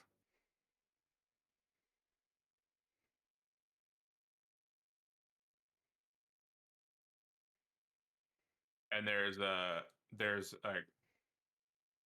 kind of a youngish man standing behind the counter there still, and he's like, excuse me, man, and that is this is one heck of a demand. Sorry, what is your, who are you, and why exactly is it you need to speak to the Lord or to the lady? And Orange just kind of like starts going into like what's going on, and she's sort of not quite hysterical, but just like, conducting herself like someone who lives her life mostly on horseback, and is not like, she doesn't really deal with nobles. That's not really her vibe. So she's kind of just like not following proper protocol. And Gino almost immediately can see that it is not working in her favor, as this guy is getting more and more affronted by her behavior. I'll step in. Hey, not to interrupt, but we understand time is precious here, and we don't want to take up too much of anybody's time. It's just we, as she said, we ran into some large predator out there in the sanctuary. Nothing we've ever seen before, and we're looking to see if we can get somebody to haul it in so it can get taken a look at. If there's more of those things around, I mean, the thing was like, I don't know, 2.5 meters tall, something like that. I You wouldn't want one of beheaded those. it. You wouldn't want one of those things waltzing into town. So faster we know what the thing is, probably the better off everybody is. And that requires the attention of the Lord of Certace, and not your own scientists at the Artemis Project. It does need the scientists, but we were hoping that Certace could potentially facilitate a faster transfer of the animal to the Artemis Project for um, research. And who are you exactly? Name's Starheart, Dr. Starheart. I'm doing some freelance work for the Artemis Project currently. And this, he looks at his watch. This can't wait until the morning. I mean, the rest of the traders have already made camp. You couldn't, of course, cross the bridge and make camp yourself and wait until the morning at a more appropriate time to request such an audience.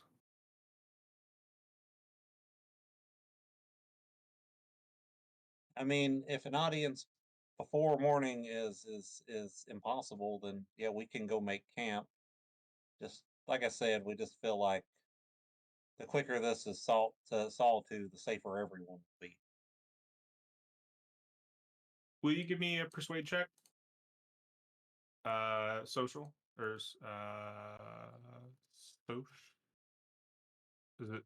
So what's the actual, is it social or society? So, It's the actual social. Social. Social, yeah. An 8. 8.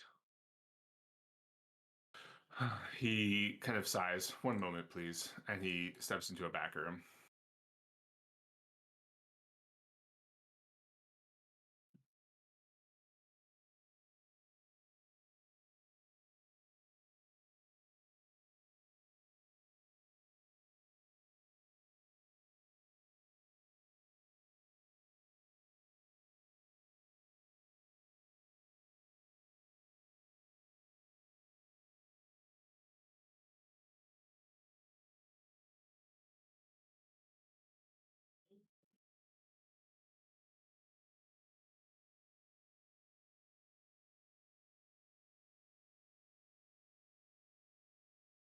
He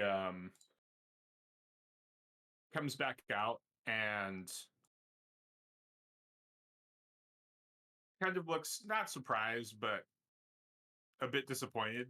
And he kind of looks at the 4 of you, and he says, "Certes is not in a position to accept or to meet with guests this evening, but um, her estate there it is. Her estate manager, Amos, will meet with you tonight, and she can meet with you in the morning.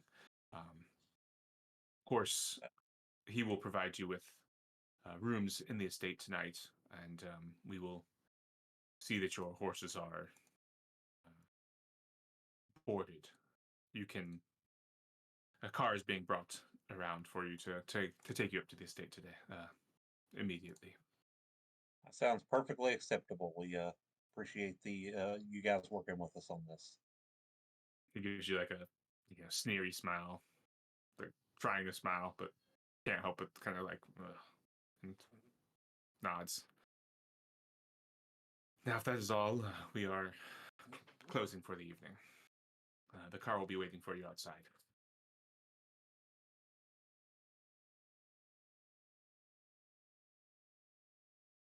That went well, right? I mean, we're not camping and we're talking to somebody tonight, so all seems good to me.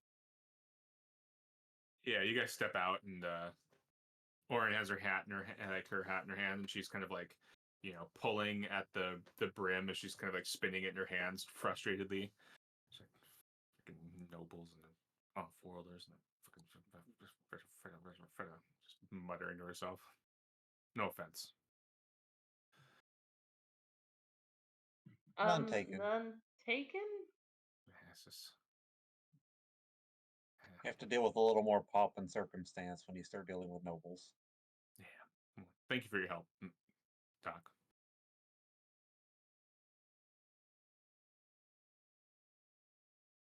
I appreciate it. Welcome. I'm gonna go see the horses. Just make sure they're not gonna bite anyone as they come to get them. And she kind of pushes her hair back, puts her hat back on, walks off to go check out the horses. And like 10 minutes later, a car comes up with a automated driver, and the doors open up for you to get in. Do they open like Lamborghini doors? Yeah, yeah, Excellent. yeah. Lamborghini, and yeah, and you're taken to the estate. The estate is. Fuck, now I really want to say it. He said it what, 2 times? I've said Okay. it like 6 times since Hey, it's he I've said said it a bunch of times. Yay! Yeah. I've said it so many times since he said it. Yeah, it's because there's no other. Because now, like we're gonna have like a couple scenes. The session's gonna end, and we're still gonna be there. It's good. More times, more times, more Yeah. Oh no. Okay, now I'm gonna have 2 weeks to just think about how to not other words. No, just keep saying it. It's great. Oh, I gotta find the. It's like this building is this building. The Is estate. What's that? It's has like 5 towers. It is built to like tech level, I think 12 or 13 standards. Oh, It is shit. very, very fancy. Very nice. As you're driving up, the grounds around it are like perfectly manicured. Like, not only do they have very nice, clearly very nice lawnmowers, they're bringing in like, laser guided lawnmowers and like perfect mapping so that like all the hills are perfectly going with the grass and every blade is cut to perfection. All the hedges are beautiful, and even as like it's dusk now, you can just see that everything is like pristine. And then the building itself, you've got 4 big towers on the outside, and then from those towers there's these almost like flying buttresses that all go up diagonally into the center to hold and suspend this 5th tower that goes up to the like to higher than the other 4. And as the car pulls up, of course, like any rich person, there's a big old fountain in the front. Car pulls around, and there's a gentleman in a nice suit with a data pad standing at the front, just waiting for you. And as you get out of the car, he approaches and holds his hand out. I am Amos Bernstein, the estate manager. I was told you had a matter of some, or Bertson, sorry. I was told you have a matter of some importance for Certes. Yes, we're with the Artemis project, and we were out just doing patrol, checking on the horses and such, and ran into well, we don't exactly know what it is yet, but we're looking at a 2 to 3 meter uh, predatory creature of some sort, and we were hoping to get it transported back to the Foundation to figure out exactly what it is and how to deal with it in case there's more out there. He And do you have a location for this creature? And Orin kind of steps in. Yes, she hands him over, like she rips out a piece of paper from her notebook and hands him over some coordinates, and he like grabs the paper like it's like almost like it's like used toilet paper, just because it's like kind of crude paper, and goes, oh, thank you, and folds it and sticks it in a pocket. I'll dispatch some of the house staff tonight and have it brought to the project as quickly as we can. Of course, we try to work with the project as much as possible and aid them however we can. It's such a pleasure having them and such a noble endeavor on our lovely planet here. Um, I'm sure that Roan told you Certes is not in position to meet guests tonight, having just arrived on planet not long ago, but she can meet with you tomorrow. We will. And in he kind of looks at Gino carries himself like a man of a higher social left score, so he kind of looks at you and kind of looks you all up and down. Having, I'm sure you've all been riding for some days, also wouldn't be appropriate for you to meet Certes like this. So we will let you shower and wash, and you can have access to our auto tailors to make you some proper attire, and you can meet with Certes tomorrow. Would that be acceptable? That Sounds sounds very wonderful. appreciated. A shower sounds fantastic. Yeah. I would like to click on the neural link that we have, the 3 of us, and say, is he being extremely elitist right now? Because I am feeling that vibe from this guy. A little bit, but it's expected of these sorts of people. They're big fish in a little pond and all that. Oh, okay. Oh, I forgot to say another thing. Retconning again. Always weapons. Always retconning with weapons. When you got in the car to head up here, you were required to surrender all of your weapons. I will ask insanely specific details on where they're being kept And to guarantee that I get them back. They will be kept in the security office with the security guards. And I'll get them back. Yeah, you'll get them back when you leave. Okay. Good. I love my weapons, and my weapons love me. Yeah. Do you all hand over all your weapons? Yes. Yeah. Yes, because I still have claws. Yeah. Cool. They pull out the trimmers. Yeah, yeah. They have to. Sorry, I couldn't even get the joke out. I just immediately started cracking up. I just pictured one of the estate staff wrapping saran wrap and peanut butter on his head. So fast, all that picture in my head. It was just immediately. Oh, okay. I'm sorry. That was yeah. Okay. Cool. So yeah. So he leads you to some very very nice guest rooms. These are like, fancy hotel. You all have your own individual rooms. Very very expansive. Not only do you have like a beautiful bed, large seating area, huge bathroom, shower, soaking tub.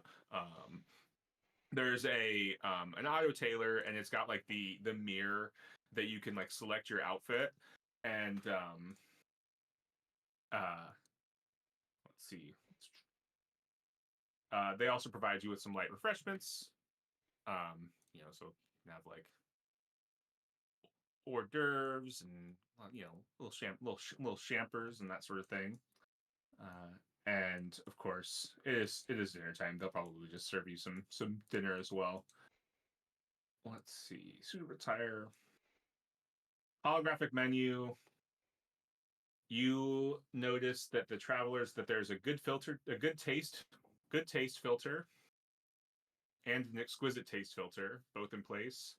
Um, the good taste filter prevents you from selecting something outlandish or inappropriate, and the latter restricts you from the sort of clothing that a social 9 individual would wear. So you can't wear anything. So you can't you can't wear something absurd. You can't Dumb and Dumber it, and you can't wear like something Soc 11, somebody with a social 11 score would wear. So that's kind of your the range of what you can have immediately tailor made for you. But yeah, so kind of I guess a good place to finish off is you guys, I'll get washed up. What's everyone going to wear for the meeting with Sir Taste tomorrow? It'll be a lovely brunch. I think it would be a nice meeting.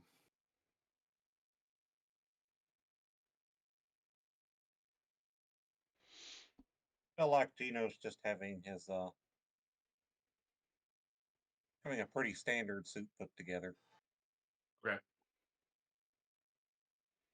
Yeah, I'm gonna go with like whatever fancy thing that it could make for me, since I am unique, I guess. It can make whatever you're looking for.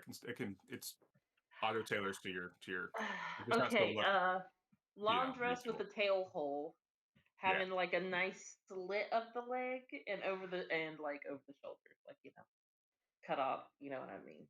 Yeah, make it nice and good green, no gold colored sequins. Okay. Very fancy.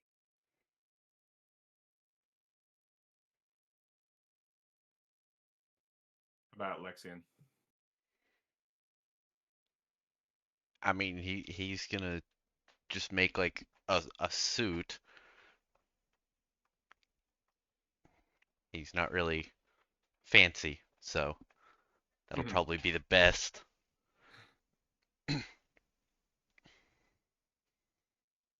I mean, I put a slit in it so I can still move.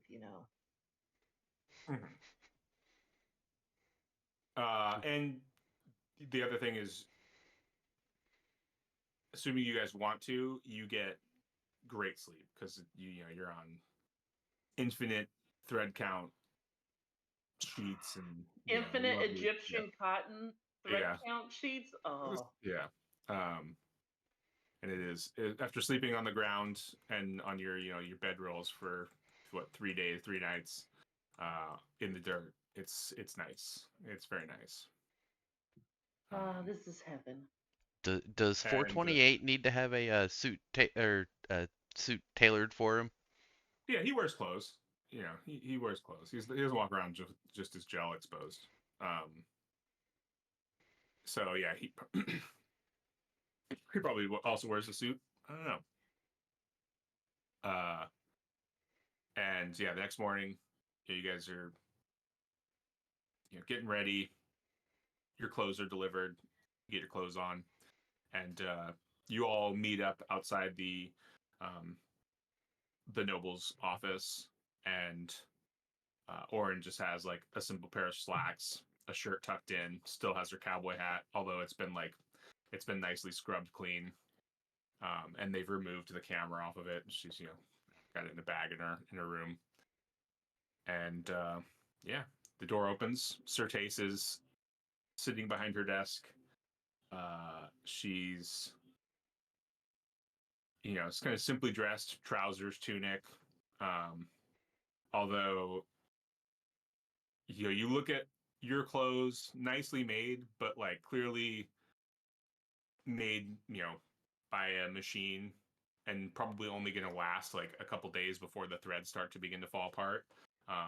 Whereas her clothes are like handmade and probably unimaginably expensive. And then she has got like a little night star and a bunch of university pins. Um, and she stands and welcome to the Gazishba estate. I'm Certace. Please have a seat and tell me about what's going on. And we will end there as you guys enter and sit. All right.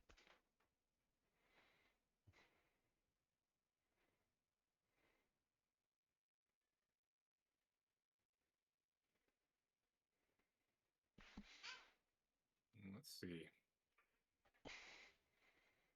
Do you think Doomsday killed him? Do you think think it was a I mean, honeypot? I sent him a message saying, "Hey, just checking to see if you're alive," Yeah. and I he mean, hasn't responded. I stick with my gift. Yeah. That's all I gotta Yeah. say. Yeah. Yeah. Did you get laid or laid out? Yeah. Yep. One of those. Yep. Uh, that's funny. Let's see. 2 weeks is the 6th. How's the 6th look for everyone? 6th, Should I be have good. absolutely nothing going on. Yep, I'm good. April? Jeez. I know, right? Yeah.